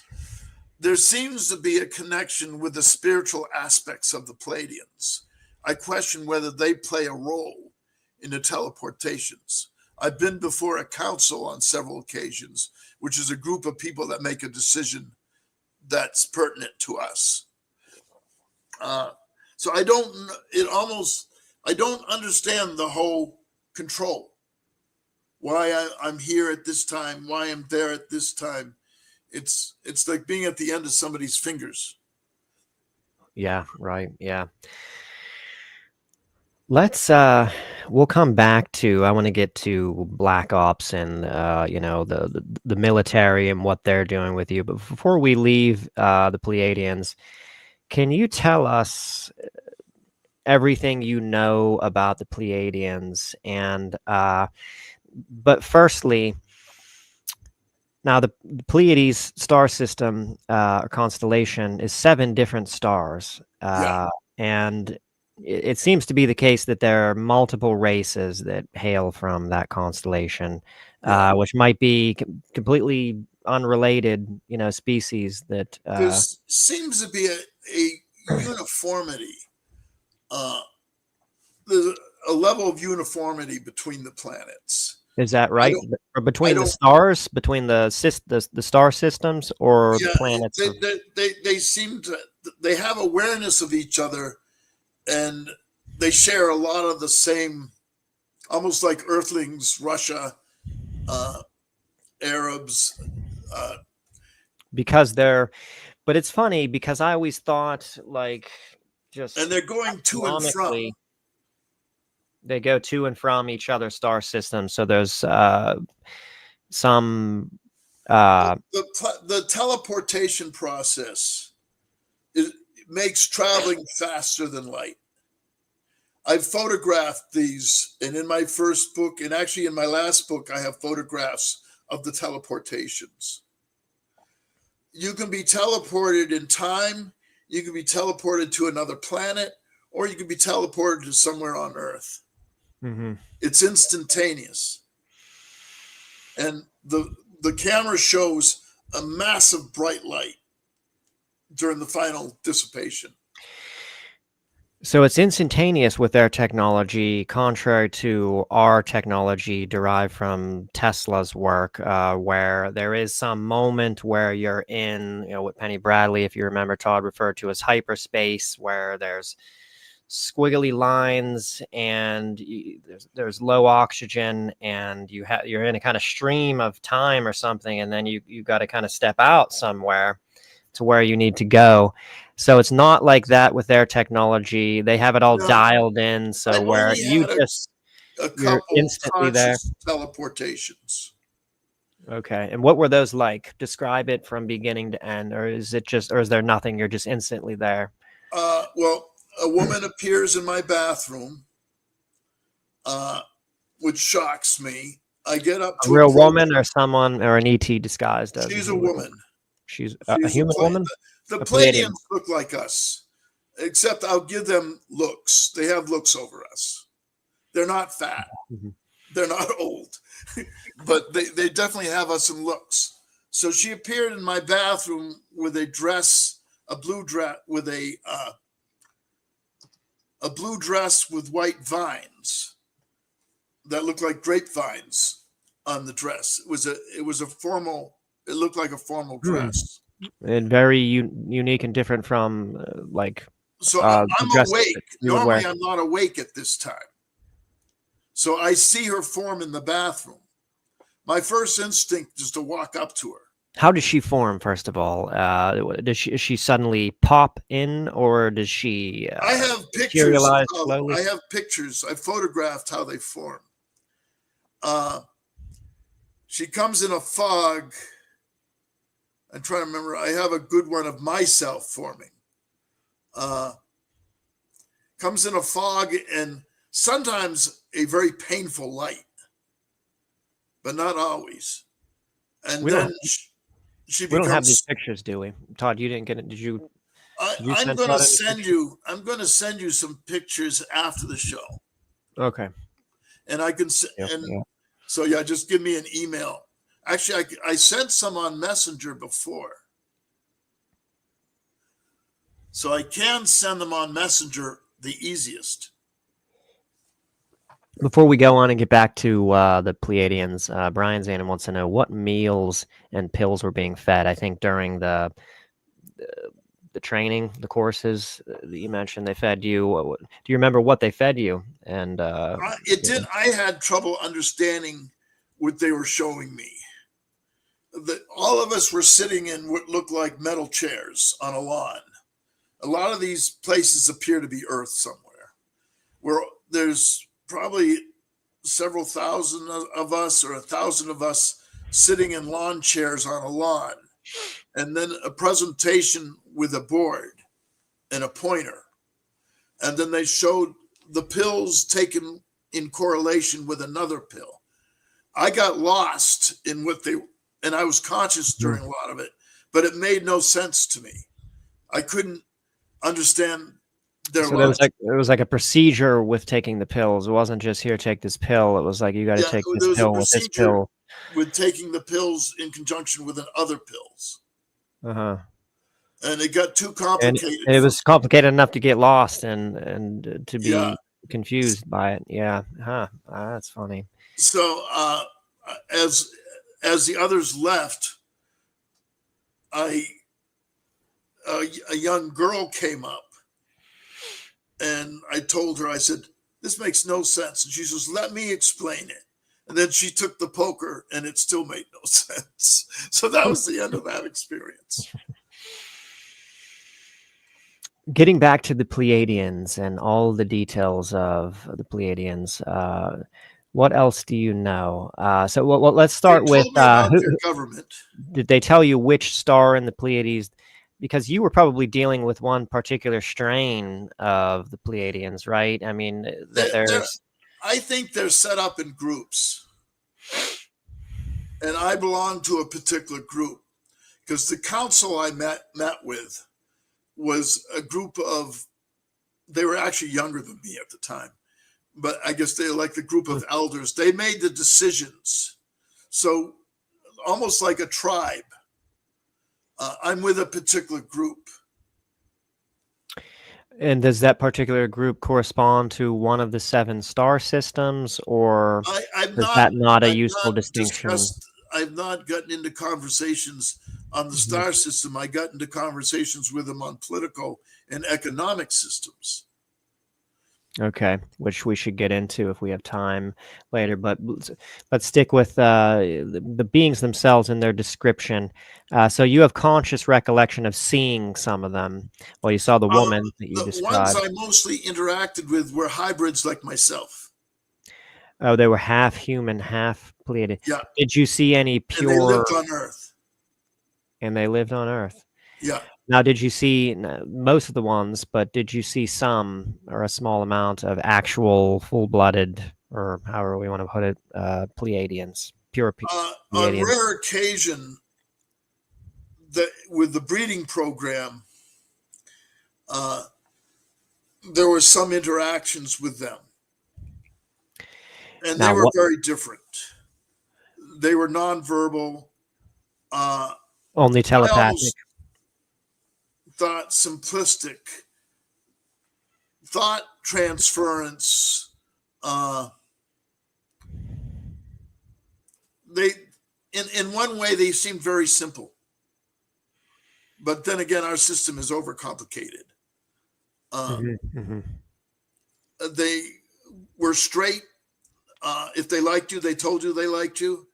For the most part, the interactions were always positive. I never had a negative interaction with a Pleiadian. I had some fights. Yeah, I can't deny that. I had some fights with one in the breeding program. She felt there's a certain manner you're supposed to perform in, or they expect performance in. And if something goes off on that, you'll go before a review.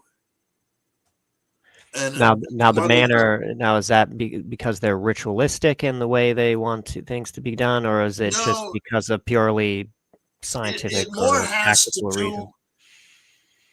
It more has to do with decency and human.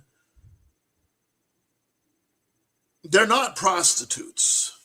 The breeders. So they take great care to differentiate themselves in these breeding activities from prostitutes. They're careful to they refer to as breeders. Conduct it professionally. No, there are other hybrids on Earth.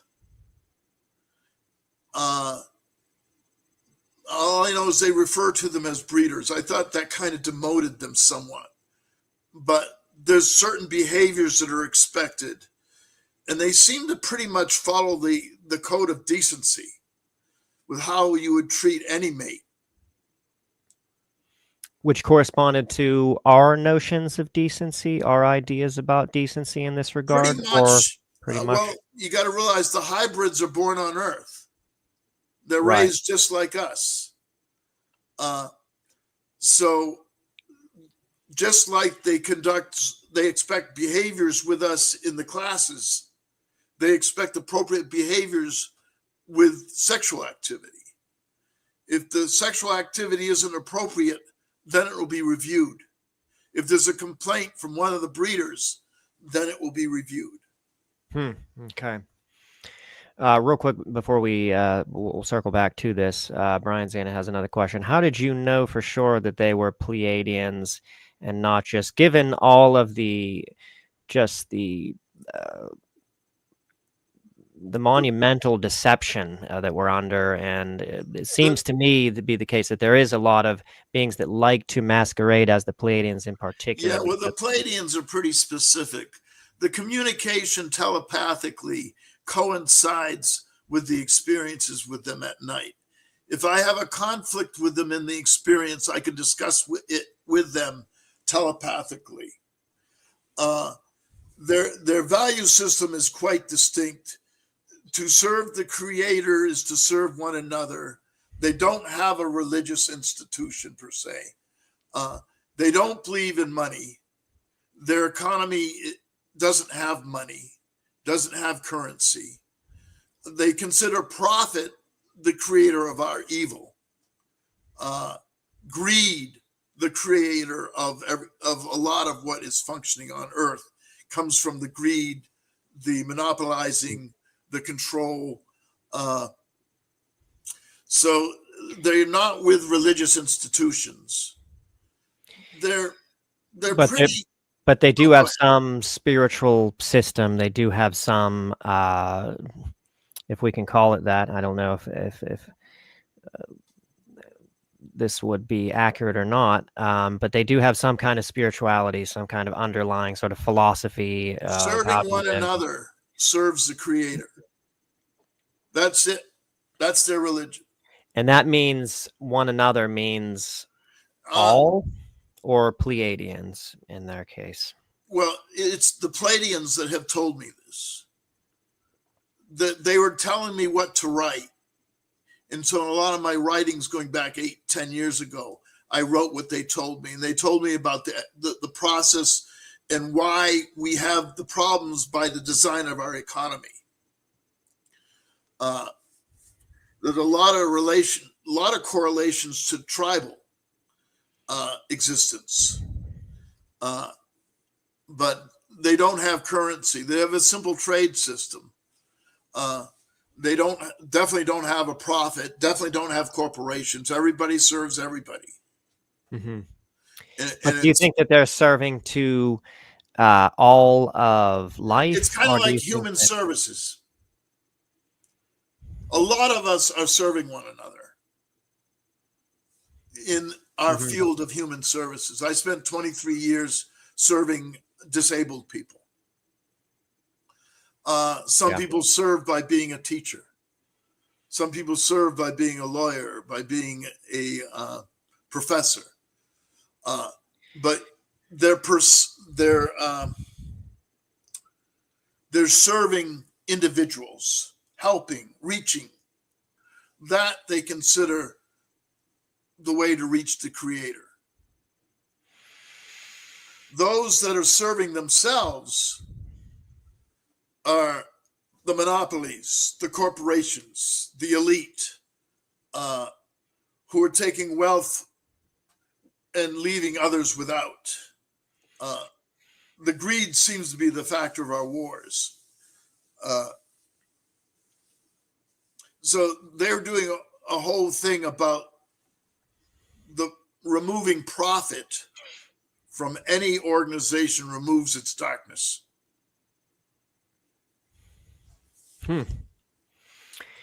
Yeah, I suppose it does trace back to and the Greys fundamentally that. The Greys use that same definition. The Greys have put man in two categories: those that serve one another and those that serve themselves.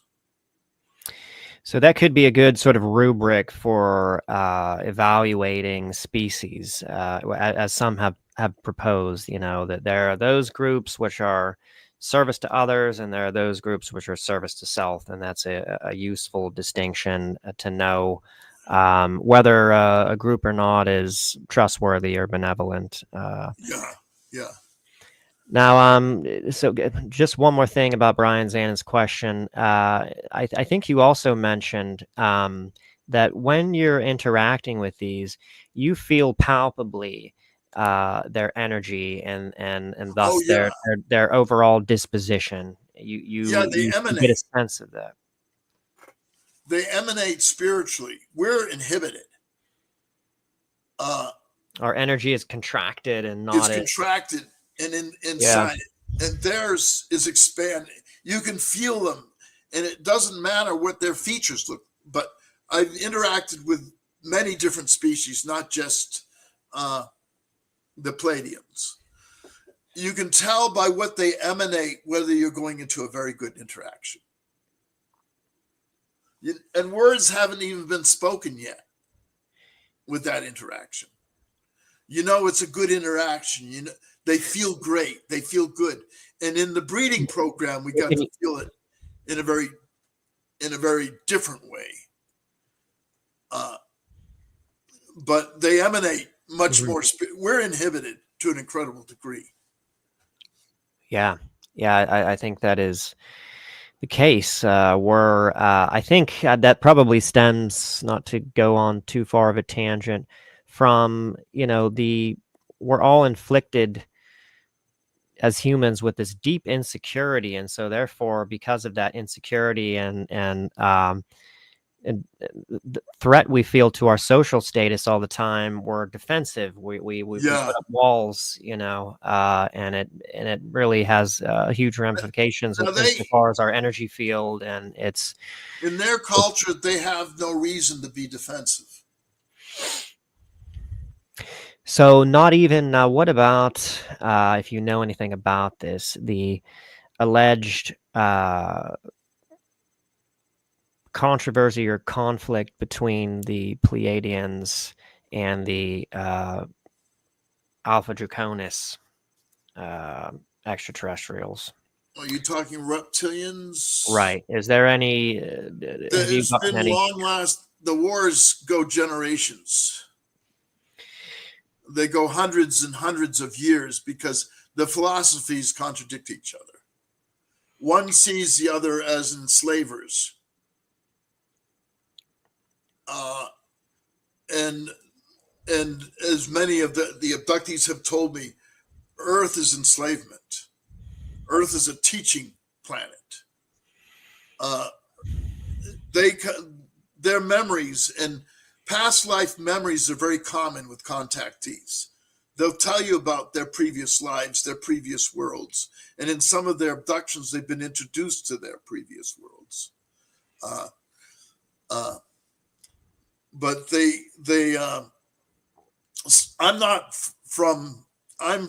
my lives have all been stuck on Earth. I've had some, I'm sure, in other realms, but the majority of my lives have been on Earth. So I'm not with the ones that are coming in with the Pleiadians or the ones that are coming in with the Greys from the Greys civilizations. For some reason, there seems to have been a rebirth of everybody from many galaxies onto Earth. Some call them the Starborn. Or star seeds. Star seeds. But in the questioning, I came across a lot of things that everybody was saying that was the same. They come and they loved the planets they came from. There was trust. So they're confused when they find, especially in relationships, when they find that a person isn't what they say they are.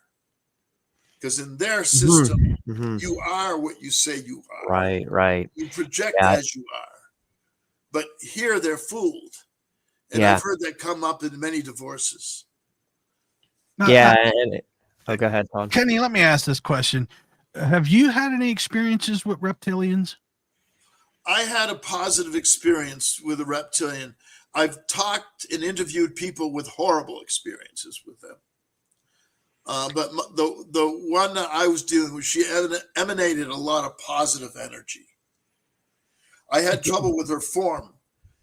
What was the context? First of all, give us the whole experience. I'm curious about this. Yeah, I'm curious. Yes.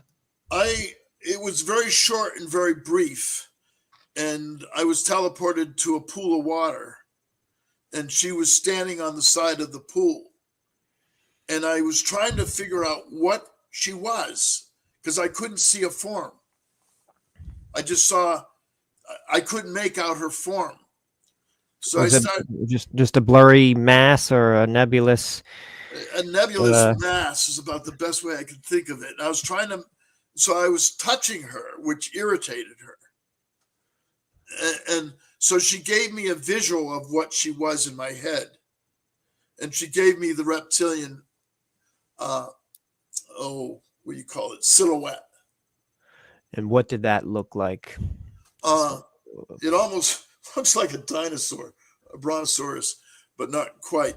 But the tail comes up, the head, the arms, the legs. So it wasn't a bipedal. I couldn't figure out what she gave me. So when I came back, I drew it on paper, and then I realized it was her form. So she showed you an image though of like a sauropod, a four-legged like sauropod. But do you think that was just representative of that she was a saurian type? She was a saurian type species, or do you think that that's what she actually looked like? Because weren't you able? You were only able to see a nebulous mass, but you couldn't tell whether she was bipedal. I couldn't tell what she was because I couldn't make any sense out of her form. So that's why I was touching her. But there was mass when I was touching her.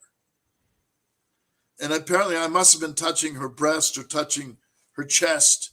But she has a tail, and she has 2 legs, and she has 2 arms. And her head was the typical reptilian shape. Well, with the snout. What was her presence like? I mean, was it commanding, seductive, maternal, telepathic?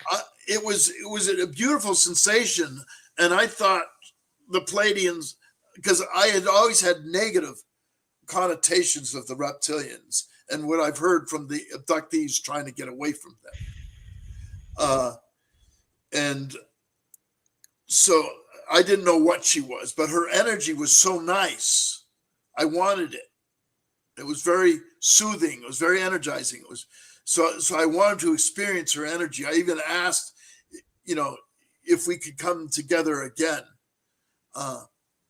But she was just looking to give me her presence. Did she even have more of a loving energy than the Pleiadians, or you seem to be really accentuating I would say in the positive energy flow, she was the same as the positive Pleiadians are. Mm-hmm. But there was something that characterized it as different. There was some kind of different. She was definitely a higher level frequency. Is the best way I can put it. And you can tell the difference between an angry feeling, a negative, a lower frequency feeling. And she was definitely almost like the angelic realm. She was very soothing. She was definitely a frequency above me. Yeah. Kenny, was this encounter connected with your altar in any way? No, this is me. Again, a lot of my interactions with the Pleiadians are me, Kenny. And sometimes there's some missing memory, but the details are usually pretty clear. And when you can be in the now, it's even clearer. Usually I'm remembering. I'm not in the now. I wake up remembering what happened versus being there in the moment.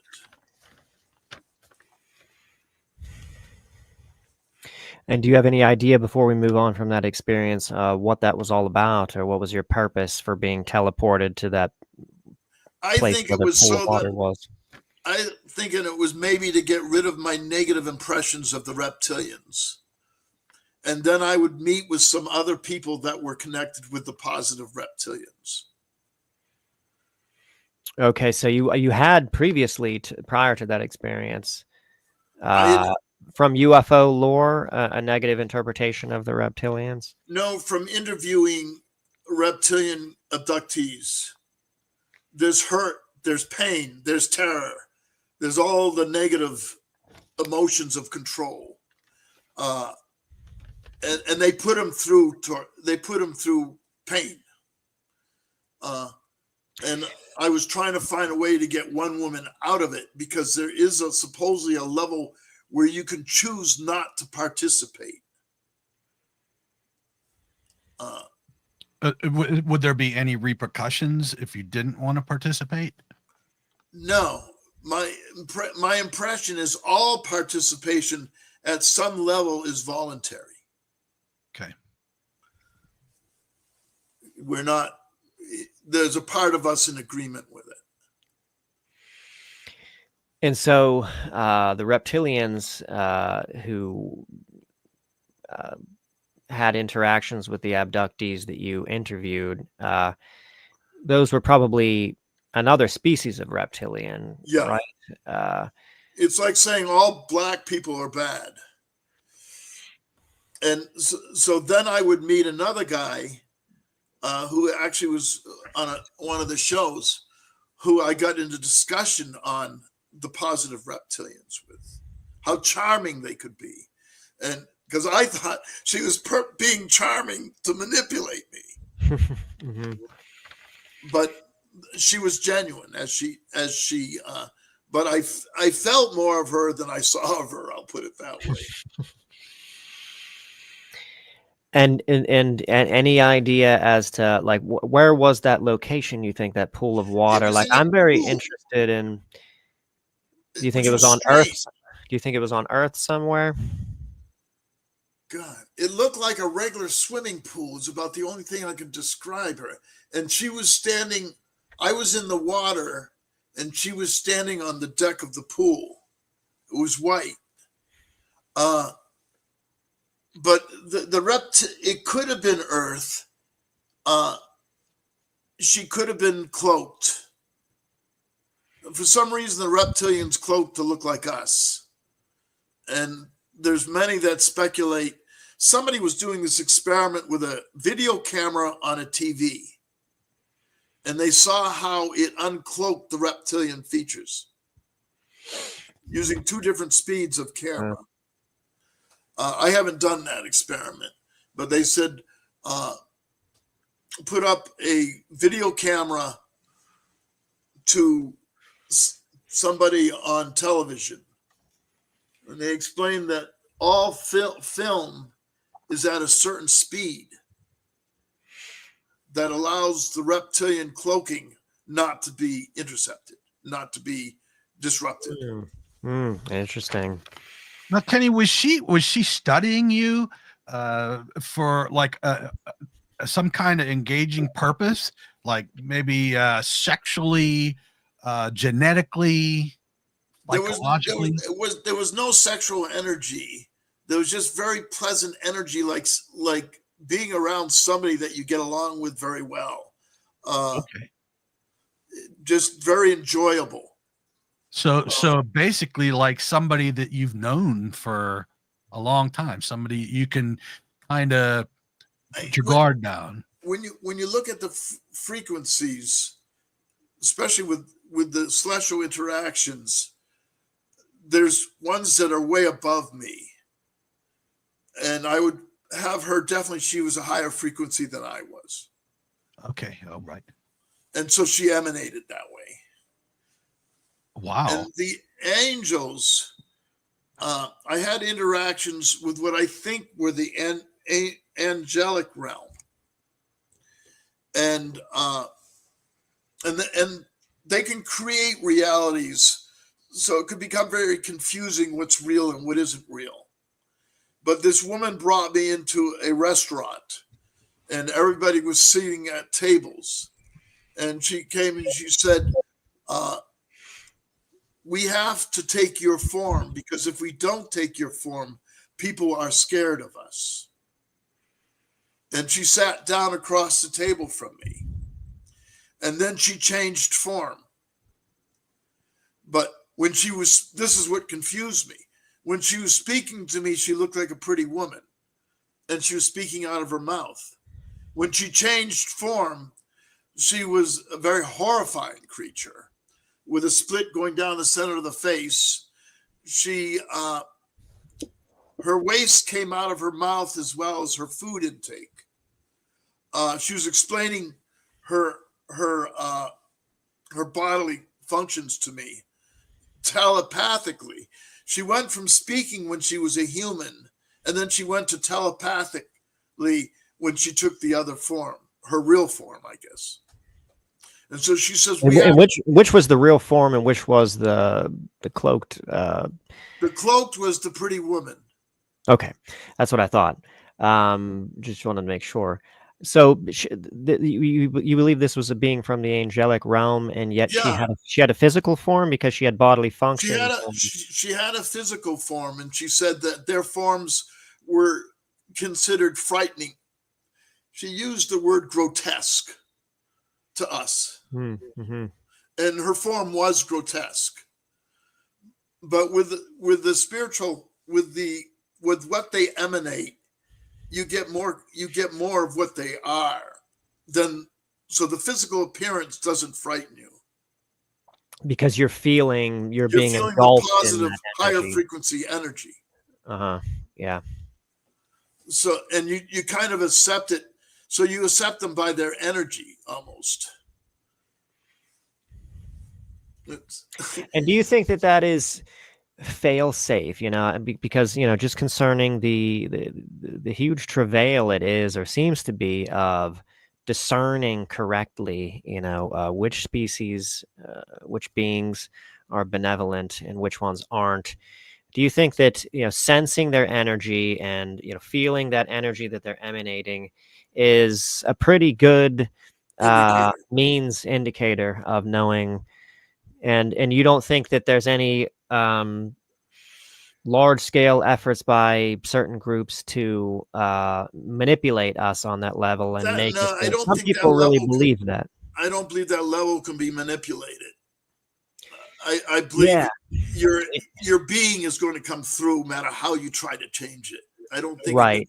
I think you're right. I think that the energy that's truly emitting from a high vibrational being probably can't be duplicated, but by a lower vibrating entity. Yeah, definitely. But they probably can, give you something which you perceive to be that, which maybe feels good or stimulates endorphins or dopamine or something. Do you think that there's anything? I've not experienced that.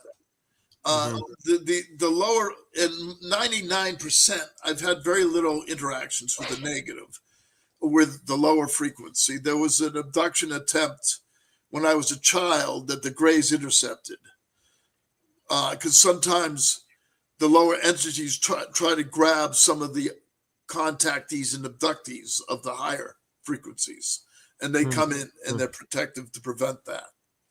Mm-hmm. Yeah, I was just going to ask if they're protectors, observers, interventionalists. The Greys are. The Greys particularly are, right? In your case, they're very protective. They've done a lot of medical work on me, and I'm in very good physical shape for 71. And I've had my lungs replaced. There's clone projects that are used with the abductees that the military has utilized, where they clone you and then they take parts from you. So the Greys have been involved with the military in that. And the ironic thing with the Greys in the military is you got one group of military shooting the Greys down, and you got another group of military cooperating with them. So all the different levels of interactions between the military and the Celestials are many levels. They're not all on the same front. You got negative military. When they tortured me, that was using the lower frequencies.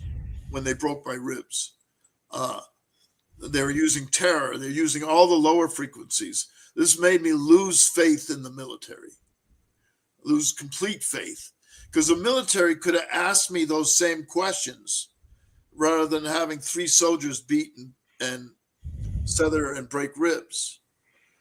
They could have asked me those questions and I would have answered those questions. They didn't need to do the beating.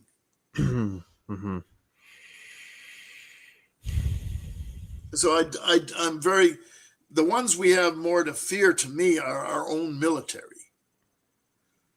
But there are good military too. But not all the military are on board.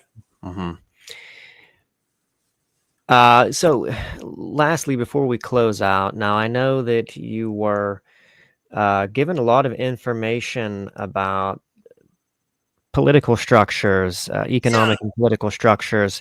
Can you give us an overview, a quick overview of what you learned? What information did they give you with respect to that? I started writing. That normally I don't get that much channeling from them, but every now and then I do. My friend or my co-abductee buddy, I call her, she channels very well for them.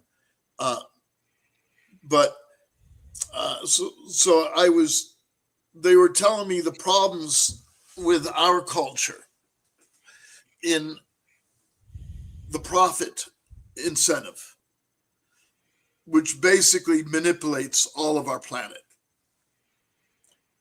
which is greed. And they explain their system as not having the means for that greed to develop into. If you don't have profit,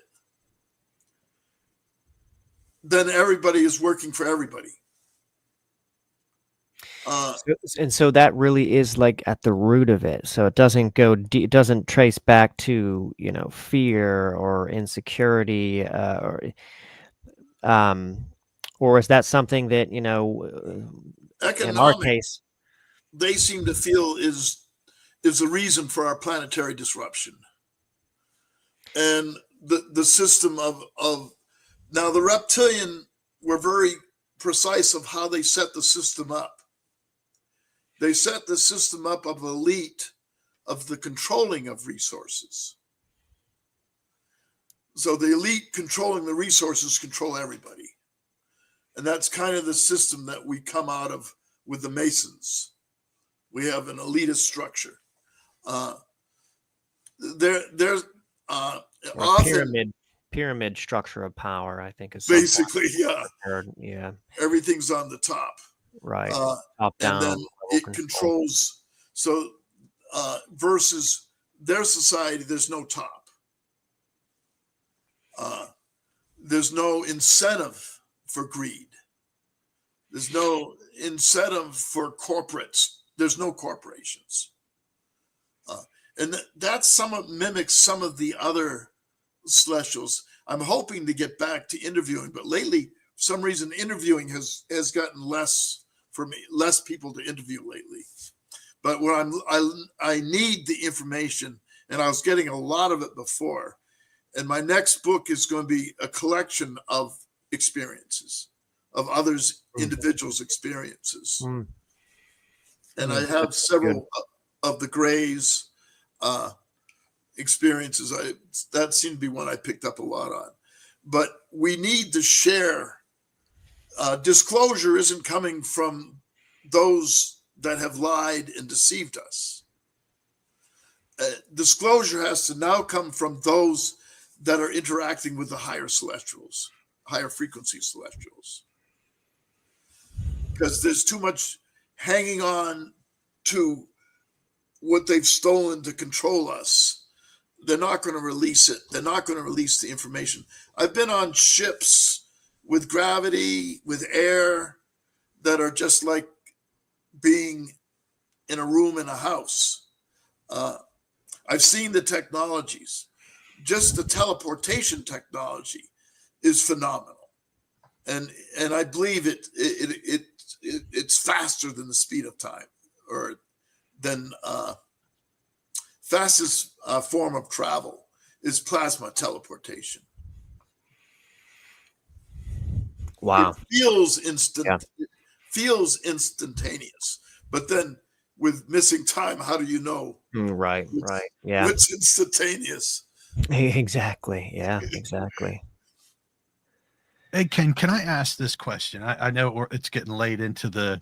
I'm in no hurry. Take your I, time. I am. I'm curious, and I've had a couple of text messages.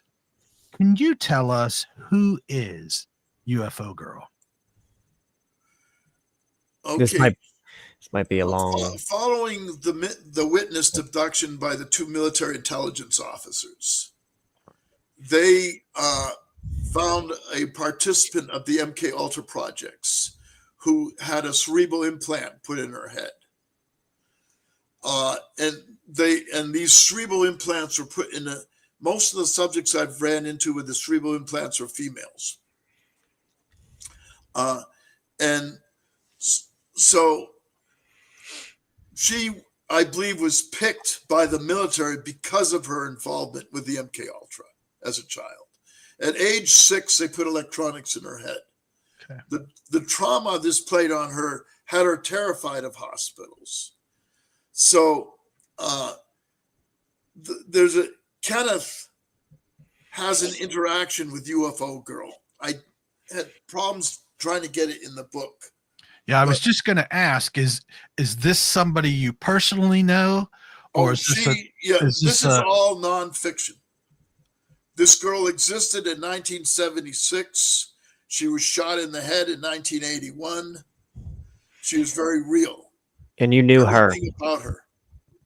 And I wrote the book in her name in a way of appreciation, even though she was an agent getting information from me. She gave me a lot more.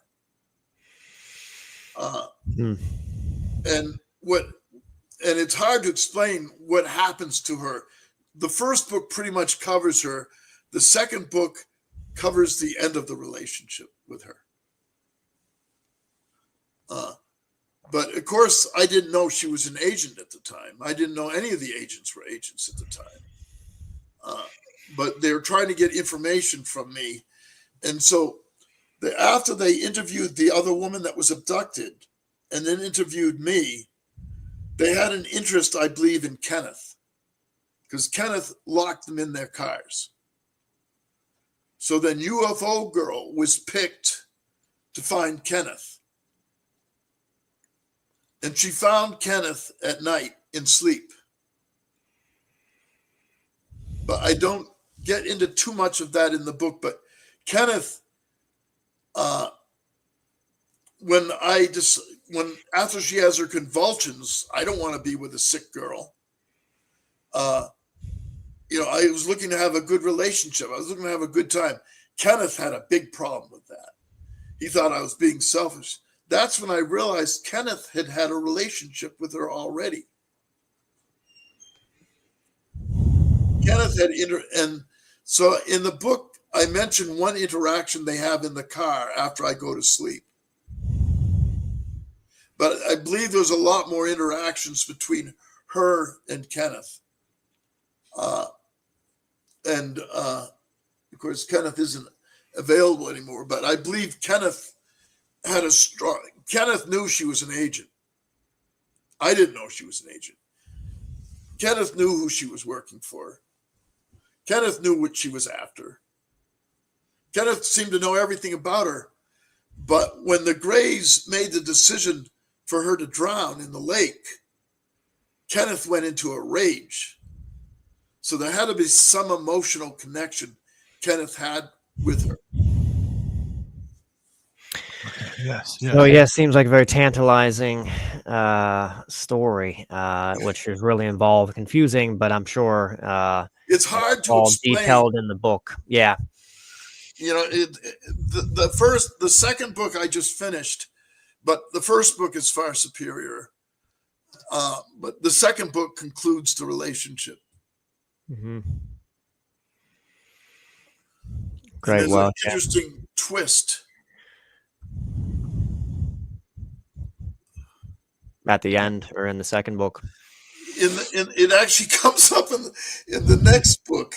Is it's hard to explain, but there seems like she makes a proposition to get married. And I saw it as I was writing the second book. There was, in the second book, there's a lot of fear of sexual interaction. And there's fear of her sexual interaction. And that kind of makes the relationship go astray into a fight in a bar. And then the military places her at my next base to further watch me with her husband. Now, Ken, if anybody, they watch this and they say, man, they want to get a hold of you, how do they do it? The best way is my email.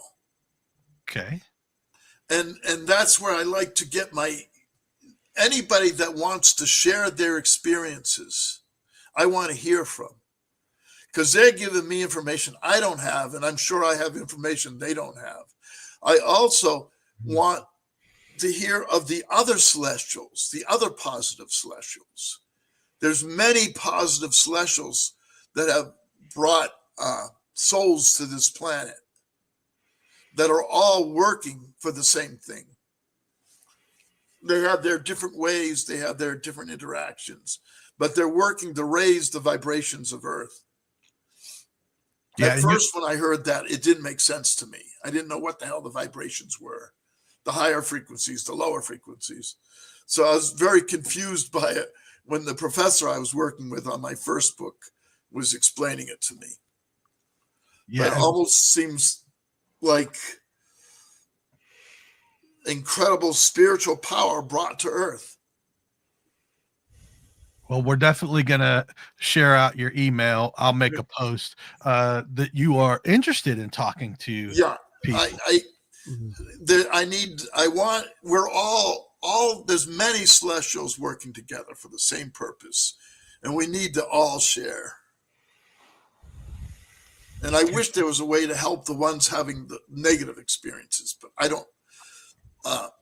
I thought I had a method that was explained to me with getting assistance from the Greys, but as it turned out, it was a story that somebody told me. So it wasn't. On that note, not to get into this too deeply, because I think we want to close out here. John Mack had some interesting ideas. If one is interested in, how to maybe transform their abduction experience from one of a victim to one of a participant, and two experiences of more of a benevolent nature, maybe look into John Mack's book Abduction. And he really felt that there was a pattern. Two of his books. Yeah. Passport to Cosmos is his other book. And he really felt that there was a clear pattern of when abductees would open up to their experiences and to embrace them, that they really started to, at that point, the experiences started to change and they started to become more positive, and the beings would respond. It seems as though, and this I can fathom how, if you're in an intense, fear, panic, state, and you're defensive and reactive, they can only do so much. They can only maybe respond to you in a certain way. But if you can somehow push through that fear and just come to terms with the nature of what's going on. It was traumatic for me initially. It was very traumatic. The woman screams and her dismembered in front of me, but it wasn't darkness. It was darkness to what they did to that girl at 6 years of age, putting electronics in her head. But what I was witnessing wasn't darkness. What I was witnessing was the Greys repairing her, making her well again. But I didn't understand that in the experience. All I understood is this woman's taken apart, laid out on a table, and I'm thinking they killed her. So all of my interpreting was off, was wrong. She had already been harmed. Which may be the case, our misinterpretation of things may be happening really often with abductees. Not to say that there aren't negative ET races out there and there isn't, just straight out exploitation of human genetics and humans as a commodity. But I think that there could be a large proportion of abduction cases which we're misinterpreting as negative when it's not really such. It was for me. Yeah. I mean, that traumatized me for the flashbacks from that traumatized me for a year of that Grey's abduction of 16 hours. Well, so yeah, if people want to get into that, get the book, and you can get it 62% off. Yeah, they're doing a good job with it. Yeah, go to Amazon.com, type in Kenneth Hopkins, and his book will show right up. And I got another book coming out shortly, which has just been completed, but I haven't done the introduction on it yet. Nice. But it has to do, a very important thing to look at with the Greys abductions is the Eisenhower deals with the Greys. And in the introduction I'm working on, I'm going to be the date and time where Eisenhower confronted the Greys, went on their ship, came back from their ship with no memory. A historian in Canada, whose name I forget now, has done a phenomenal piece putting information together. Interesting. Yeah, that would. He's done I wish I could remember his name. I can't. But I'm going to have to get a hold of his book because I think you have to explain the Eisenhower agreements to give you the understanding of what the Greys are doing to all the young girls. Right. It's a crucial piece, isn't it? Because there were treaty arrangements to understanding. Yeah. Right. So that's a piece I'm working on next. Wow. Excellent. Yeah. Well, Kenny, I want to thank you so much for coming on the show and telling your story. You are a man with so much knowledge. I have been blown away by your stories. And I know that there's people out there that will want to contact you because of your stories. Yeah. And right now I have I'm open for contacts, totally open to hear people describe their experiences, and they don't have to be positive. I need to hear both experiences, the negative as well as the positive. And I believe those having the negative experiences can progress out of them into the higher frequencies. A lot of them are stuck there because that's where they came from. They don't even know the other side. Right. Yeah. So maybe it's once they get past that fear and it's explained, maybe they'll have a different and also maybe a different attitude when they're with the reptilians. Yes.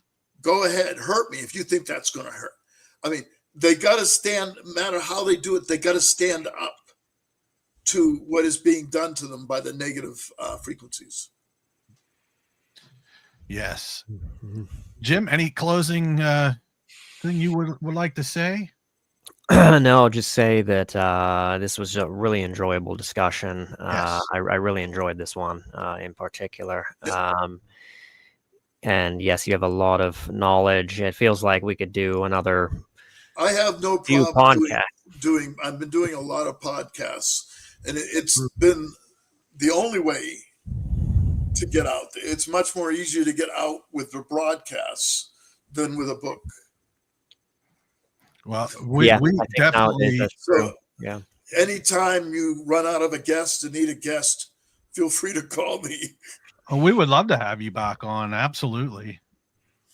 Yeah, sometimes we do, you know, or sometimes we find ourselves in a pinch and need a last minute guest. So we'll put you on our list for that, because there's not that on the MK Ultra, we didn't get into it, but there's a whole dimension that you may want to get into in another time. Yeah, I would love to hear that. Yes. Part of the story. Absolutely. Yeah, because we kind of just did like a brief synopsis of everything. Yeah. And we could definitely get into more for sure. Yeah. I mean, for me, it was done out of Boston Children's Hospital. Yeah, I remember you saying. Yeah, I gave the name of the psychiatrist that did it to me in my books. Well, for everybody interested, please go to Amazon.com, type in Kenneth Hopkins. You will see his books. Please order. It's very good stuff. And I want to thank everybody for watching and listening, joining in for this episode. And we hope to see you on the next episode of Paranomaly Beyond Disclosure. Thanks, everybody.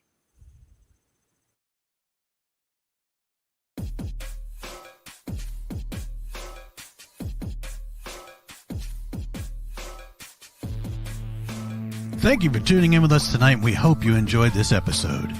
Please be sure to like, subscribe, and follow to receive notifications when new content is made available. A Paranomaly Beyond Disclosure is looking to talk with ufologists, researchers, investigators, contactees, abductees, channelers, and more for upcoming shows. Or if you have stories, photos, videos, questions, suggestions, or comments, please contact us through Messenger or email us at paranomalypodcast@gmail.com. And you can also visit us at paranomalypodcast.com for more content and information, including all our social links. I thank you again for watching or listening, and we hope to see you on the next episode of Paranomaly Beyond Disclosure.